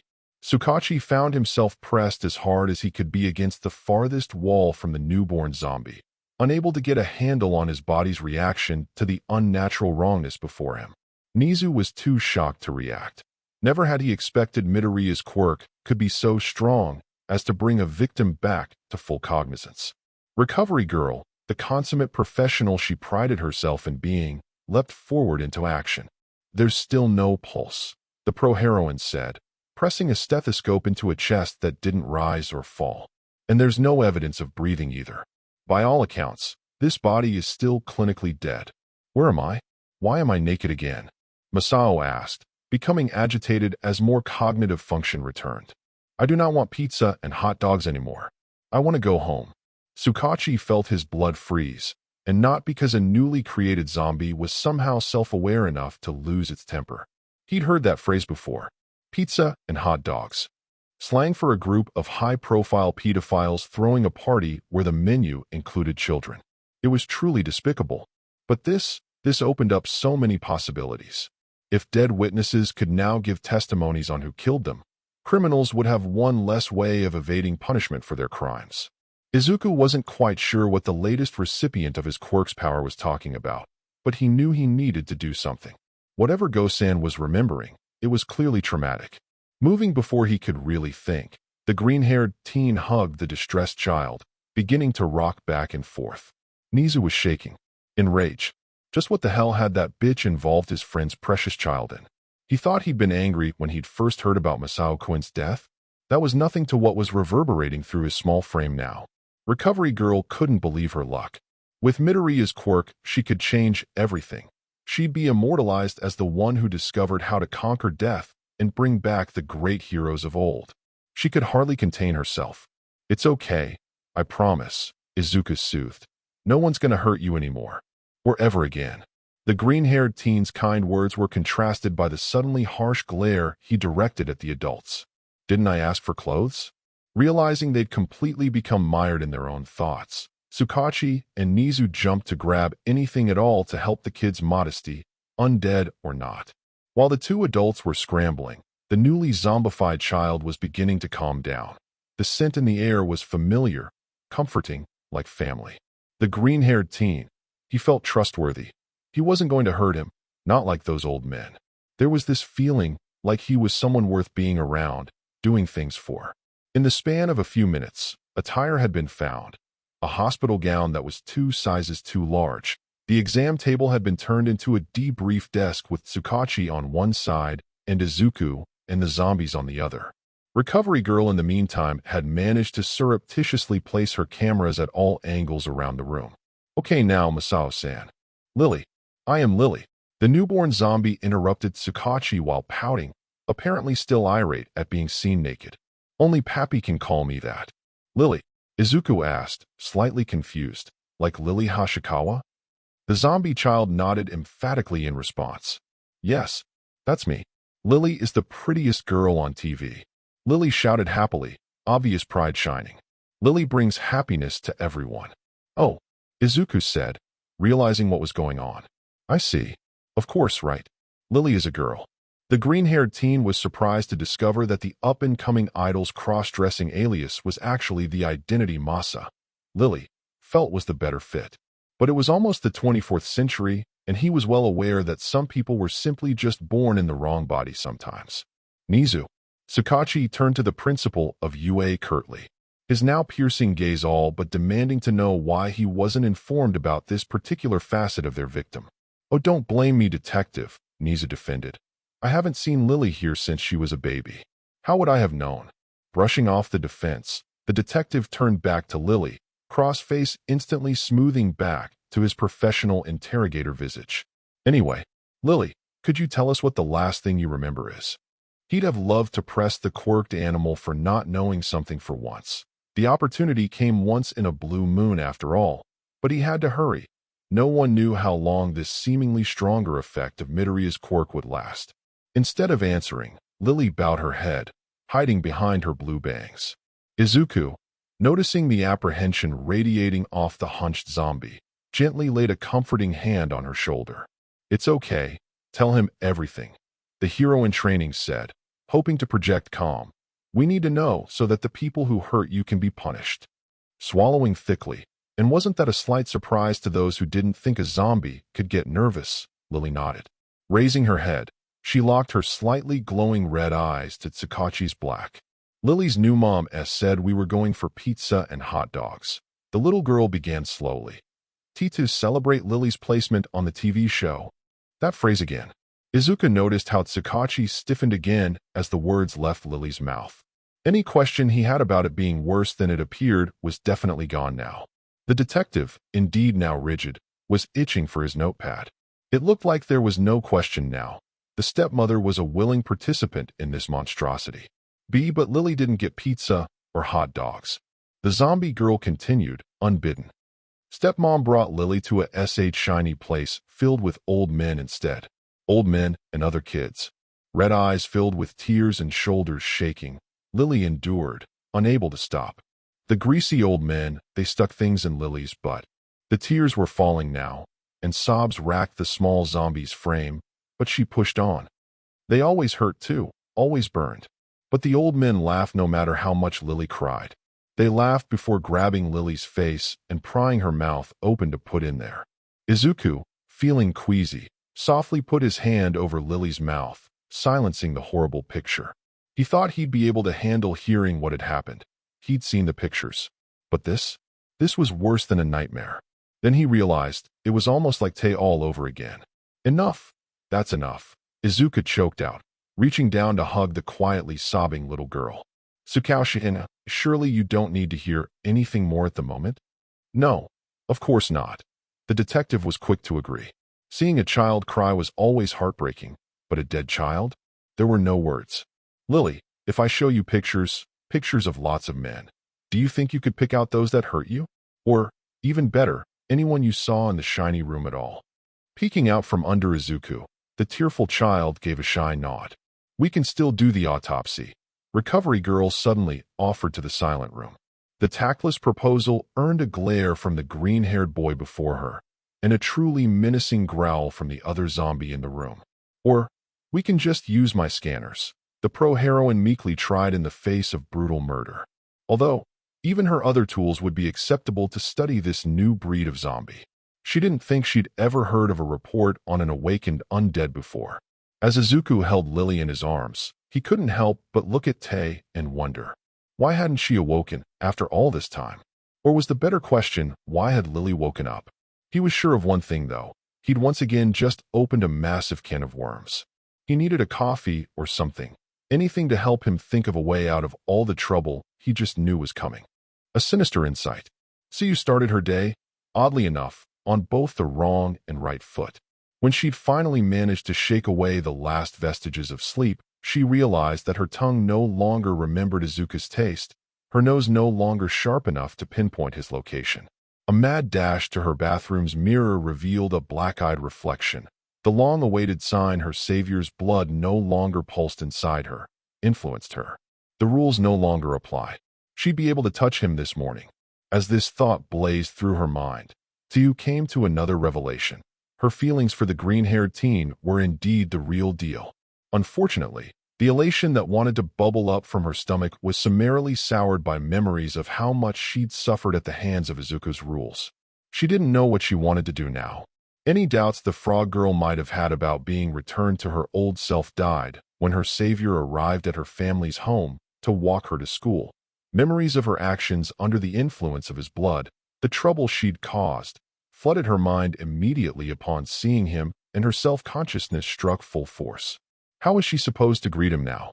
Conflicting feelings battled within her, and the decision to remain silent was made in a split second. Stewing in her uncertainty, Tsu avoided eye contact for the entire trip to school. When Izuku was called to the principal's office, however, she knew she was a lost cause. Watching the green-haired teen walk away caused her to be consumed with guilt. It'd be all her fault if he was suspended or expelled, since she'd been unable to keep his control ability secret. She'd ended up following Izuku for a hodgepodge of reasons, regardless of present mixed warnings, earning her first detention in her entire life. "Hey Azui-san, are you alright?" Jiro asked the distraught frog girl across from her, leaning forward to speak around the red-haired Kirishima. The groan of exasperation wasn't an encouraging sign. "Not really, Karo," Tsu replied, slumping further into her desk. Waiting for Izuku to return to the classroom, all smiles to prove everything had turned out fine, was torture. She was so going to punish him for getting her into trouble now, maybe demand he stay with her for the entire detention? Is detention that bad? Ochiko asked, barely able to remember her last detention from back in elementary school. A prank gone wrong had cost her a whole afternoon, but it had been more boring than anything. Not even her parents had been angry with her at the time. Tsu didn't answer. The problem wasn't the detention or the fuss her mother would no doubt make about it. She was more concerned about that detective she'd seen and how long it was taking Izuku to come back. There was only an hour before lunch. Present Mike had left forever ago, but there was still no hint of the green-haired teen. She was beginning to suspect that the selfless idiot had tricked her, sacrificing himself to whatever horrors the policeman could think of in order to protect the rest of the student body from his nefarious influence. Azuikan, you are worrying for Midoriya, correct? Tokoimi asked eventually. The raven-headed teen had nailed it on the head. Maybe he's just being questioned. You know, about his morals. Ojiro butted into the conversation, unable to remain a neutral party. I mean, think about it. He didn't do anything bad to Azui-san, sure, but he had her under his complete control. While the tail boy didn't have anything personal against his green-haired classmate, the cunning mind he'd shown and his aberrant quirk gave him the creeps. The powers Midoriya had shown weren't ones he was keen to see grow. Hey, maybe he was asked to keep a villain under control. Mina threw out, quick to jump in. It was clear to those involved from her excited voice that the pink-skinned girl was more intent on derailing the conversation than helping, though. You and Furry's been involved in an interrogation? Ida questioned, ever serious. Mina frowned, her attempt at a prank setup hijacked by the academic. I for one can see such a thing working for the benefit of all. The floating uniform that was the only indication of where Toru was standing shifted, the invisible girl making some unseen movement. It was still expressive enough to draw the attention of those gathered. Wouldn't that be considered a coerced confession? Toru asked shyly, still slightly put off by Izuku and his quirk. She agreed that he seemed like a nice enough person, but the idea of his blood getting into her and becoming enslaved still haunted her dreams sometimes. I wouldn't think so, Momo interjected, ready to do her best to defend her vice president. From what I could understand from watching Tsuchan, the commands are more undeniable compulsions. In order to answer truthfully isn't impacting the responses given, only forcing them out. The police would be able to proceed with questioning without interference. Is that right, Tsuchan? The mature girl might have found the idea of blood transference revolting, but that was more to do with her slight hemophobia than any issue with her green-haired vice. Izuku had shown himself to be quite the responsible and capable person. His handling of Tsu's incapacitation only further proved his morality in her eyes. It's true disobeying his commands is impossible, no matter how much I tried. I just couldn't. Tsu replied monotonously. If she hadn't been so distracted by her worries, she might have watched what her mouth was saying. But he was too kind about it. Seeing another opportunity for teasing appear before her, Mina jumped on the slip as quickly as she could. Wait, are you disappointed that he didn't order anything kinky? The pink-skinned girl asked, a large badgering smile on her face. Conspiratorially, she nudged Toru, hoping her usual partner in crime would catch on and help her out. Tsu fought the urge to reply. Silence was better for her than any possible answer she could give to Mina's suggestive question. From the looks her classmates were trading back and forth, many seemed to agree with her. It was easy to see that many, regardless of how they felt about his quirk, considered Izuku too nice to do something like that. Others, from the pinched looks they held, were clearly of the opinion the prying was in bad taste. Oh man, the things I could do with a quirk like that. The nasally voice of one, A's resident pervert railroaded into the gathered classmates, earning the midget glares of derision from nearly all present. Yeah, the ladies would be easier to please with what Midori is packing. Hantasiro, a teen with a sharp chin and cylindrical elbows, added with a suggestive wink. It'd be easier to get away with a lower-budget date, am I right? Kaminari joined in, earning his own death glares from the girls. A quick double slap and an ear jack to the eye later, and the three boys were hunched over cradling their newest reminders to not piss off their female classmates. Sometimes it seemed like they didn't take their education seriously at all. But seriously, Tsuchan, Achiko pushed. Is Midoriya a cheap boyfriend? We're not dating, Tsu grit out vehemently. The frog girl hoped her curt answer hid her disappointment, while also conveying she wouldn't be against such a thing occurring. Clasped hands and a hopeful look joined the rosy-cheeked brunette's now sparkling eyes. Tsu felt her stomach begin to turn knots. Really? Then do you think he'd want to be one? Achiko's question nailed one of the fears the frog girl had developed while under Izuku's control. Other girls would eventually discover the boy's disposition and move in on her territory. While her classmates sat embroiled in her inner turmoil, Achiko was involved in her own mental gymnastics. It was beyond any shred of doubt now that Izuku Midoriya was a great guy, nice, and considerate toward everyone. It was easy to see him as boyfriend material after everything that had happened. If she could just get him to get rid of the reanimated corpse, she'd be able to get along fabulously with the green-haired boy. After all, with a quirk like his, there was tons of money in his future. So you could see the machinations brewing in the brunette's eyes, and they just made her want to slap the girl really hard and make it clear she'd seen green-haired teen first. She may have still had a ton of her own obstacles to clear first, finishing her education, forcing Izuku to forgive his unwitting use of control on her, finding the courage to assert her feelings, and all the paperwork she knew their mothers were no doubt writing up. But she didn't need challengers on top of all that. Realizing she'd begun a clear list of checkmarks in regards to living a life with Izuku, Tio considered the idea that she'd been thinking too far ahead, but then she couldn't let just anyone else weasel their way to him first. It was enough to make her head spin.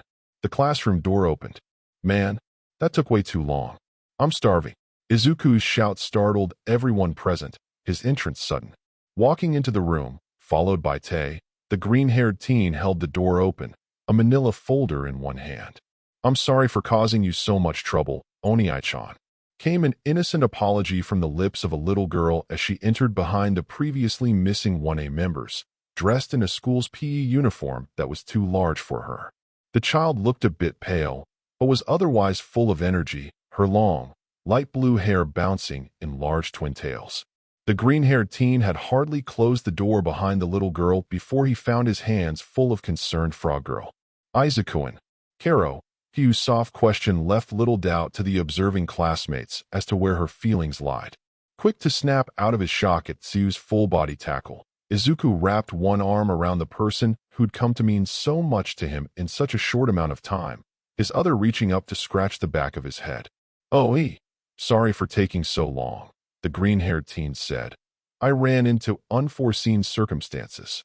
As long as you're fine, there's nothing to apologize for, Karo. Hugh countered, sagging with relief when she saw his clear eyes devoid of any withheld secrets. He really was okay. But there were still questions to be answered, though, namely concerning the little girl that had just claimed him as her brother. Is she your girlfriend? That is, if the little girl didn't beat them all to the punch.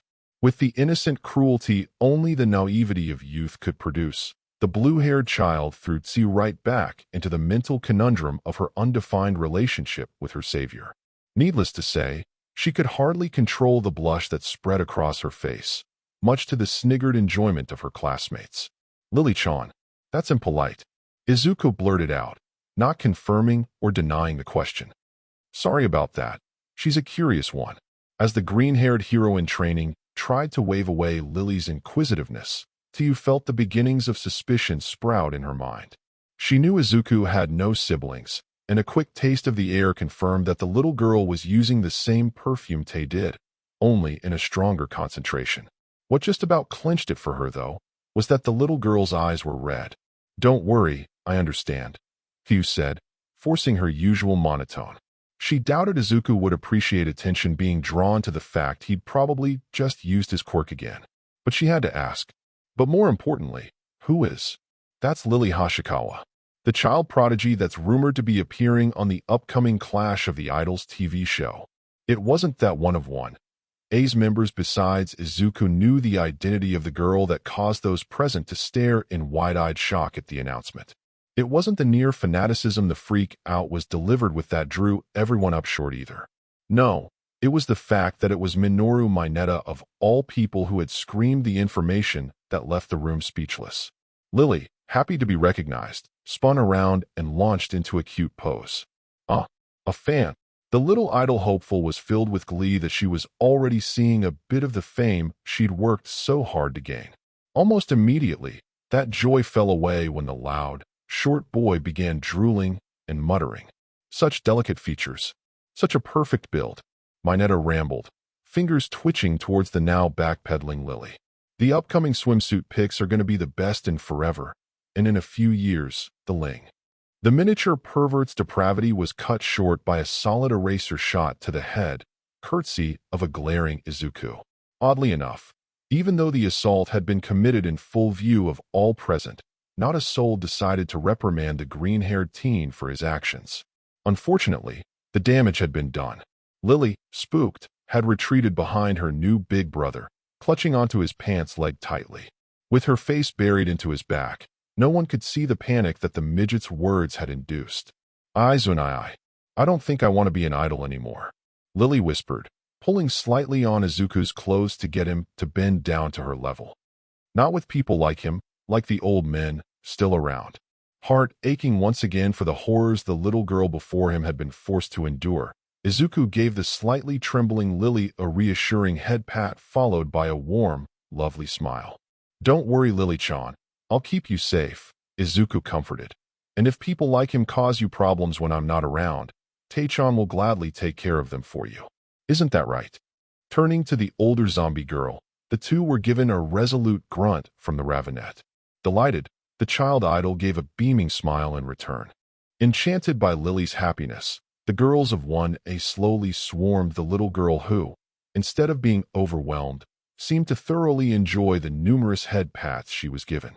Recognizing the brunette's sparkly red eyes for the sign they were, the older girls silently agreed to give their classmate the benefit of the doubt this time. To them, Izuku had just been hired to heal the little girl, and this was a temporary result, nothing worse.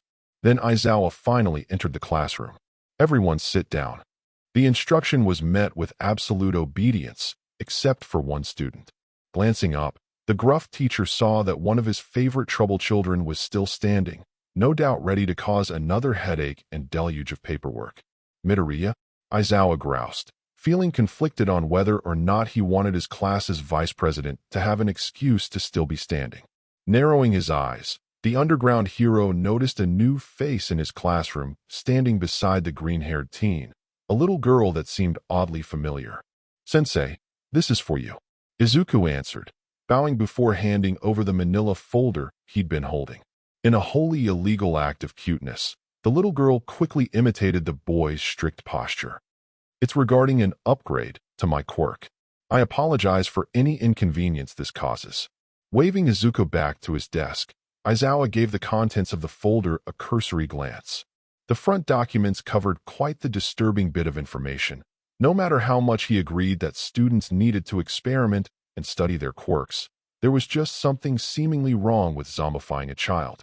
In an act of rarely seen emotion, Aizawa nearly dropped the folder when he scanned the newly created zombie's name and cause of death. As it was, the gruff man visibly paled as he finally remembered the name and the person it belonged to. Feeling sick, a weight settled in his stomach as he read the cause of death and reason for zombification. Flashback. It was a month ago, and he'd been unavoidably drafted into attending some ridiculous contest that was being used to select the main protagonist of some upcoming TV show. Thankfully, he didn't have to suffer being a judge, just represent the token hero presence the general populace had grown used to seeing at such events. He'd been pissed, he remembered, since the job had originally been handed to Midnight. Whatever indisposition the somnambulist user had excused herself with, though, whether or not the true reason was one too many drinks the previous night or miraculously breaking her growing dry streak, it had been enough to get Nizu to select him to go in her place. He'd hated every minute of that day, and he hadn't bothered to hide that fact either. That's probably why all the child contestants had given him plenty of space and kept quiet whenever he was present. All except for one. "Mister, are you really a hero?" the little girl had asked, getting way too close for his comfort. Apparently his less than friendly appearance hadn't frightened everyone away. "Pity. Yeah, I am," he'd answered as dryly as possible. He'd hoped that where looks might have failed, perhaps attitude would do the trick against the bundle of joy. "I don't think I've seen you before," the little girl had responded instead, smiling bright enough to rival all might in cheerfulness and luminosity. "What's your name?" He couldn't figure out what had been wrong with the girl. He was an underground hero, unsung by the masses, and worked to hunt down villains where other heroes feared to tread. He wasn't a social person by any means. Why was she bugging him? Eraserhead had been his eventual one-word answer. Again, instead of being off-put by his countenance, the little girl had clapped her hands at the name. "That's a cool name. My name's Lily. It was nice to meet you, Mr. Eraserhead." Standing there, Aizawa had been confused as to what he'd done next. The little girl, Lily, had succeeded in getting a handshake from him, the underground hero that never gave interviews or allowed the spotlight to fall on him. Suddenly Lily's name had been called. It was her turn to appear on stage. It's time. Cheer for Lily today, and Lily will cheer for you on TV. The little girl had seamlessly slipped into an even more perky and bubbly personality. She hadn't moved, however, obviously expecting him to cheer her on. He didn't do cheering. You go and do your part, he'd answered instead, and I'll always keep you safe. The sparkling eyes and innocent smile he'd received in return had been dangerously close to making him feel something. The performance had been beautiful and perfect, at least as far as Aizawa knew how to judge such things. Lily's motions had been fluid, natural, and joyful, and her victory was undisputed. Unable to help himself, the gruff hero had found himself applauding the brunette's act. But only a little. Aware the girl had been getting to him despite his best efforts, Aizawa had made an effort to leave the venue, as soon as he was able, without Lily noticing. That had been the last time he'd seen her. Alive. Equals flashback, E&E equals. Snapping out of his memories, Aizawa stumbled back, dropping the folder onto his desk. I just remembered I have to go to the faculty office for something, the normally composed teacher said, holding on to his professional visage as hard as he could. Take this period for self-study. With that, he left the classroom, head down, without a backwards glance. Lily might have seen that guy from somewhere before. Lily mumbled, tilting her head to the side as soon as she felt it was proper to do so. Do you think he left because of Lily? Midoriya, just what did you mean by upgrade? Ida yelled out, arm chopping the air like mad. The bespectacled student, forgetting what the class had just been told, was worried by what such terminology might suggest. He truly hoped the sweet little girl before them wasn't being referred to as such. He didn't know how he'd be able to accept it if the prestigious UA allowed for the enthralling of a child into a tool for hero training. Yeah, you're not going to tell us they're allowing you to keep slaves now, are you? Ojiro spat, slamming his hands onto his desk as he shot to his feet. The tail boy was beyond upset. Seeing a reanimated corpse being forced to do the green-haired teen's work for him was one thing, but this was a whole other level of worse. In no time at all, the room was a cacophony of voices, all plying to be heard. Izuku was frozen, shocked by how badly things had devolved so quickly. In a matter of moments, his already damaged reputation was beginning to sink even further, and he feared the few friends he had would soon abandon him for good. Unnoticed by the fretting green-haired teen, Tay had placed herself squarely between him and his classmates, baring her teeth with a low growl. Even Lily, small as she was, had instinctively taken a step away from the crowd and gone to hug his leg to offer her support. Just let him explain. Cease your baseless accusations. The stereo shouts from Jiro and Tokoemi respectively cut through the chaos, the former jumping to stand on her desk, while the latter had used dark shadow to make himself appear more imposing. Too enraged at their stupidity to even speak to her classmates, had risen to stand next to Tay, glaring harshly at the few who could meet her eye. Instantly, the competing voices quieted, making Izuku feel beyond blessed to have such wonderful friends. He made a mental note to remember to ask Jiro later if she actually wanted to be his friend though. Thank you guys. I'll make this quick though, Izuku said, incredibly uncomfortable when all eyes landed on him expectantly. You know what? Better yet, Lily, why don't you introduce yourself? The words caused the little girl to begin bouncing in place, her happiness at being given the spotlight obvious. Slipping into a cute pose, the brunette began her introduction. Hello everyone. I'm Lily. Lily's the prettiest girl in the whole idol world. Lily presented in a sing-song voice, dipping and spinning like she was on stage. After a cute wink with a smooch to her audience, she gave a gracious bow. But now that Lily is dead, Lily will fight beside her hero Aizuan. You can count on Lily. Silence. The members of 1A needed a moment to process what they'd just seen and heard. Did La Petite Mignonne just say?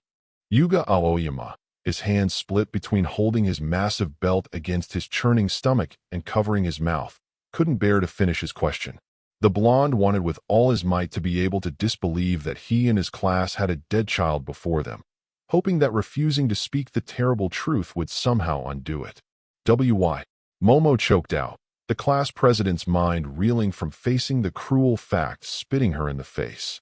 The inquiry was followed by one of the mature young woman's fists being slammed onto her desktop. What happened to her? Lily recoiled, more from the question than Momo's aggressive emotional outlet. After a brief moment where it looked like the brunette was fighting some internal battle, she turned to stare back at Izuku, a silent pleading in her red eyes. Lily doesn't have to answer that, does she? Izuku, himself glad to be able to skip reliving the horrors of Lily's fate, was quick to reassure the young zombie with another head pat and one of his best smiles. Of course not, Lily-chan, the green-haired teen said. You've told them plenty already. While the brunette visibly relaxed at his kind words, Izuku's classmates all paled at the knowledge that such an innocent-looking little girl had gone through something so disturbing and upsetting that she actively chose not to remember it. Many of them could only conceive of a handful of scenarios that they felt fit that bill, and all of them were incredibly sickening to consider. Left embroiled in their imaginations, the rest of the class sat by as one of their number stood from her desk and walked over to Lily. Surprised that she'd have to be the one to bring up the oddity she'd noticed, Jiro knelt in front of the little brunette, gazed into her ruby eyes, checked her pulse, nodded once, and decided it was officially all right to ask about what had been bothering her. So Lily's a zombie that can talk. Why? As self-torturous as the rest of 1A were being at the moment with their thoughts, the clear voice of their musically inclined classmate was enough to snap them back to reality. Like heat-seeking missiles, sharp inquisitive looks were thrown Izuku's way. Once again, he'd landed in the spotlight. That's kind of the upgrade. The green-haired teen tried to begin an answer, only to be immediately drowned out by the ensuing uproar once again. UA halls, under a staircase. Shoyuta Aizawa was drowning, curled up in a ball in a spot he'd found back in his days as a student where no one would bother him. The normally indifferent man was facing a crisis. His worst nightmare had become a reality. He'd made a heroic promise and failed to uphold it. And worse still, the victim of his inadequacy had returned from the dead to torment him. Shudakun, what are you doing here? So much for his spot. Hearing Midnight's voice, but choosing to wallow instead of answer, Aizawa continued to sit in his ball, unmoving. What's with you?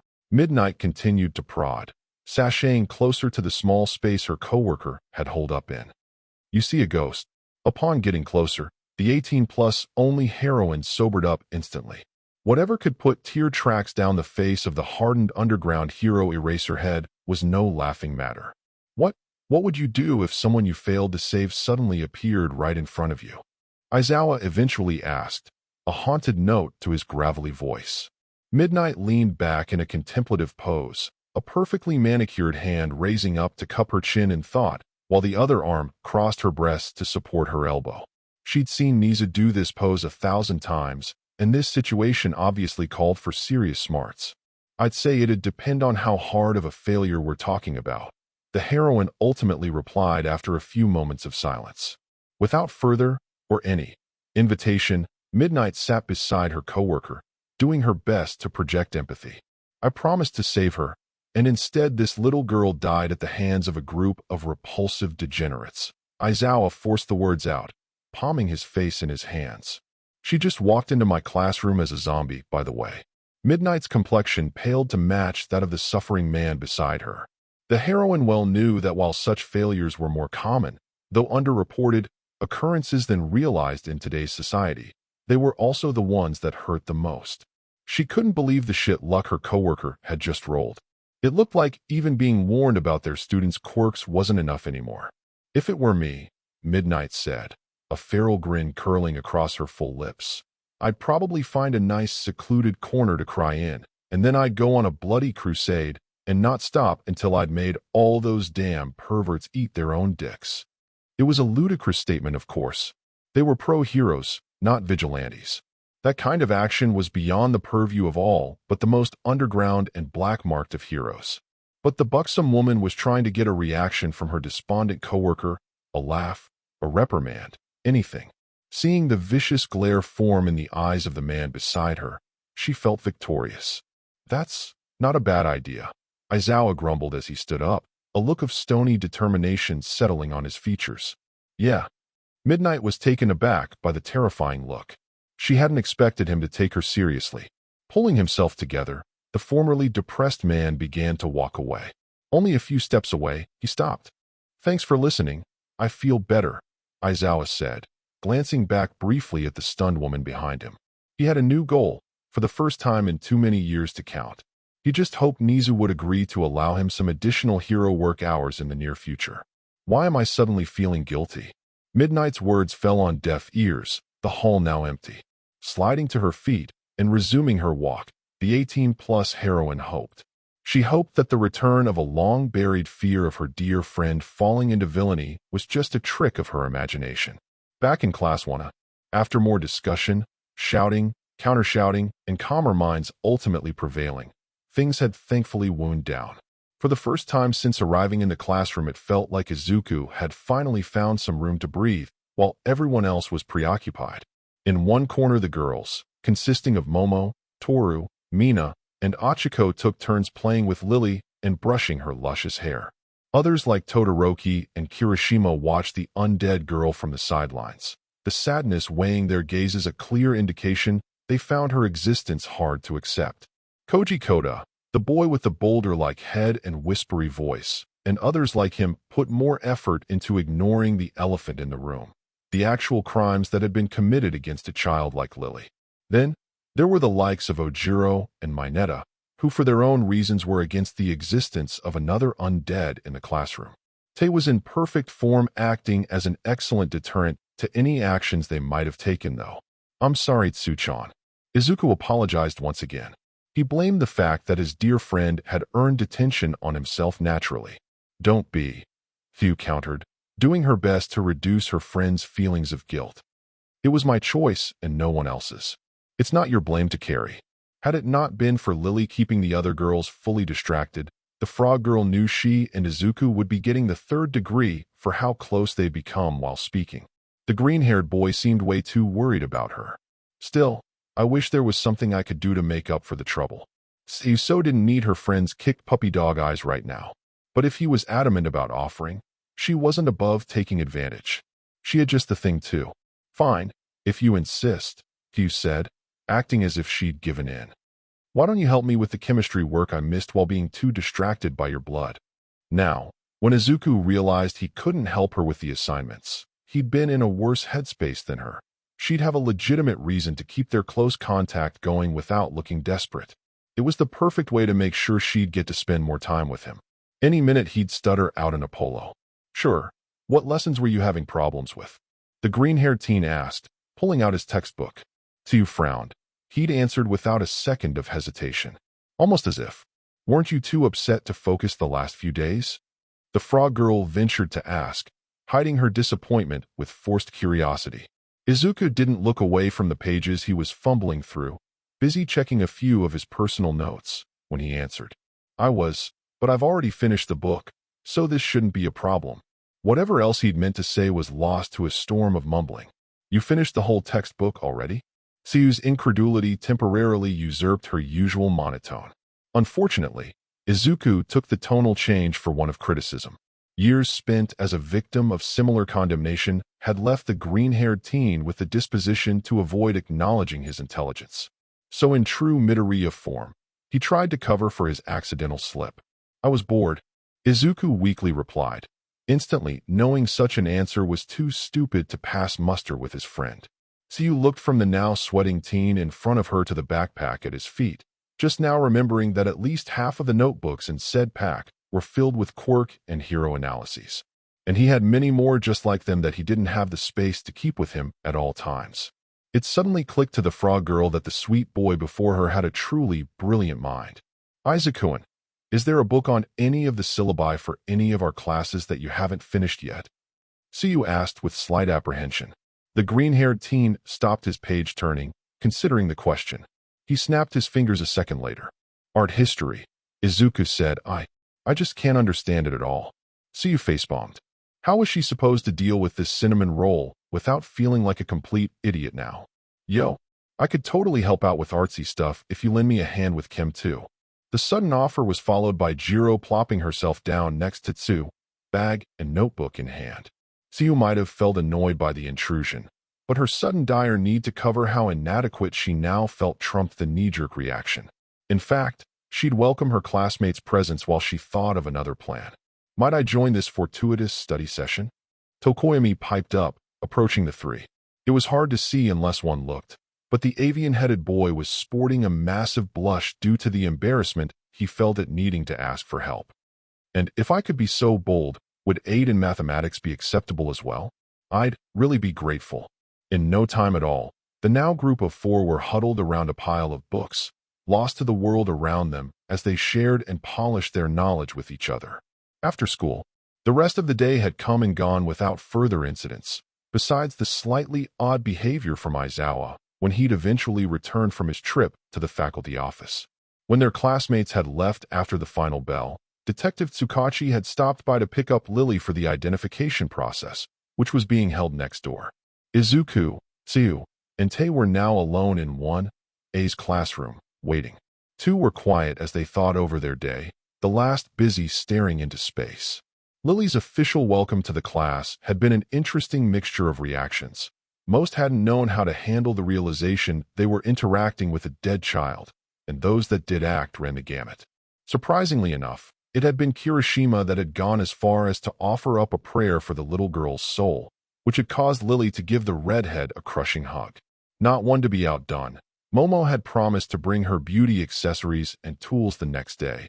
The mature girl almost giddy at the idea of dolling up the brunette so she'd look like a real idol. Needless to say, it was a good thing Lily no longer really needed air. Her excitement and joy had been so overpowering she might have passed out from hyperventilation otherwise. The door to the classroom opened and Tu and Izuku turned, bowing toward the teacher they expected to have entered, present Mike. Imagine their surprise when upon straightening the two were met with the sight of their principal instead, entering with an extremely skeletal-looking man. Izuku was doubly shocked to realize he recognized the man as the one he'd met at Dagoba. "I told you he'd be here," Nizu quipped to the emaciated man from the doorway. Pocketing a yen note, said man handed over with a wince. "Principal."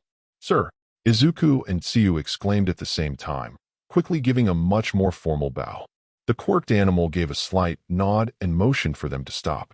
Stepping into the room, the two adults made their way to the students. Present Mike had some rather unexpected business come up, so I offered to oversee this detention, Nizu explained without prompting, seeing the quizzical looks coming from the two green teens. Although, seeing as I already understand the causes for Azui-san's perceived misbehavior, I'm willing to deviate from a more conventional punishment. That is, if you're interested. The principal's proposition immediately set the two students on edge. Legend of the quirked animal's love of toying with humans had already made the rounds in the freshman classes, and while Izuku was fairly sure they had nothing to fear due to his earlier interactions with Nizu, he wasn't about to risk Tsuyu's safety for anything. 2. Likewise, was prepared to accept any punishment over allowing more harm to come to Izuku. What did you have in mind?" Izuku asked, inching in front of his friend. Unbidden, Tei covered the trio's rear. Just to be safe. Outwardly raising a furrowed brow, Nizu internally cheered at seeing the protective behavior in front of him. It only encouraged the hope he'd begun to foster in his heart. "I'm not much one for corporal punishment or long lectures on responsibility and consequences," Nizu said, jumping up to sit at Aizawa's desk. "These are things I leave to my staff. Instead, I tend toward a more intellectual approach to things." As the quirked animal spoke, the skeletal man pulled out and placed a wooden box on the desk. At a prompt from the principal, Izuku, Tsu, and Tei stepped closer, allowing them to see the ornate designs engraved on the small case. Nizu opened the container, revealing a chessboard with neatly rowed pieces. Each figure appeared to be beautifully handcrafted. "You should feel honored at having a chance to play against Nizu-sensei, young Midoriya." The lanky man suddenly spoke up, earning the attention of said teen, but unable to garner enough to pull his gaze from the board. "Oh, I am Mr." Izuku trailed off, fumbling when he belatedly realized he couldn't remember the sickly-looking man's name. It completely went over the heads of the two living students that it was Izuku who'd be facing the principal instead of the frog girl who'd actually been in trouble. The man only chuckled, seemingly finding the green-haired teen's question humorous for some reason. "Yagi. Toshinori Yagi," the now introduced Yagi said. "I work as one of Nizu's secretaries." It was a simple lie, one the blonde had begged the principal to allow so his presence wouldn't further antagonize the teen he'd already hurt so much. Nice to meet you, Yagi-san, Izuku said, bowing again to the man. Tsuyu quickly followed suit, although Tei remained ramrod straight. If one had looked, they might have seen the zombie girl restraining herself from growling at the blonde. Meanwhile, Nizu had finished setting up the chessboard. The quirked animal clapped his paws together, the soft sound still catching the attention of all present. Now, for the terms, Nizu said, glancing between his two students. Midoriya-san and I will play a single game. Depending on how he fares, Azui-san's punishment will either be reduced to time served observing the match, or, at the trailing of the principal's words, both Izuku and Tsuyu felt their hearts constrict. Neither knew what madness to expect from their school's infamous principal. She'll have to promise never to do such a thing again. Izuku blinked. Tsuyu blinked. What? I won't. I promise. The frog girl declared as soon as her brain could fire again, thrown for a loop. Even as the words left her mouth, however, Tsuyu knew she'd do the exact same thing again if she believed Izuku was in trouble. Nizu laughed lightly at the quick response, Yagi even cracking a smile. Like either of them believed such a thing from what they'd already witnessed of the two. Well, that's good to hear, the principal said, allowing the pledge to go unchallenged. It looks like we can just enjoy the game now, and Midoriya-san? Signaling the green-haired teen to take a seat, Nizu looked over his black pieces, eager to see Izuku's opening move. Tei lowly groaned, causing Izuku to chuckle. The easy response indicated to those who didn't speak zombie that nothing important had been communicated. Of course I'm going to lose. I only know the basics of the game, Izuku said, somewhat informing the others of what had been groaned. Even so, I know this will be a good learning experience. With that, the green-haired teen made his first move, earning a smile from the principal and a raised brow from Yagi. Taking a moment, Nizu considered the board, visualizing a handful of possible moves, counter-moves, and contingencies. So, what's your opinion of the current quirk hierarchy, Midoriya-san? Nizu threw out as he moved his first piece. The unexpected and controversial question earned surprised stares from Tsuyu and Yagi both. I think it's stupid, Izuku replied without missing a beat, making his next move. The surprised stares transferred to him. How so? Nizu asked after finishing his second move. A thoughtful expression passed over the green-haired teen. Well, logically speaking, the idea of a hierarchy based on maintaining strong emitter types and evolving stronger bloodlines is ludicrous when considering the randomosity of quirk inheritance, Izuku replied, debating between two pieces for his third move. Take me for example. My parents have emitter-type quirks, but I'm a mutant type. It just happens. Decided, the green-haired teen placed his piece, blocking some of his own while leaving his opponent with two obvious paths of attack. Tsuyu had known that Izuku wasn't a fan of the quirk hierarchy their society clung to, but to hear him openly declare such a position gave her hope for the future. If someone with such a powerful quirk was willing to be so open-minded, it would set an example for others to follow.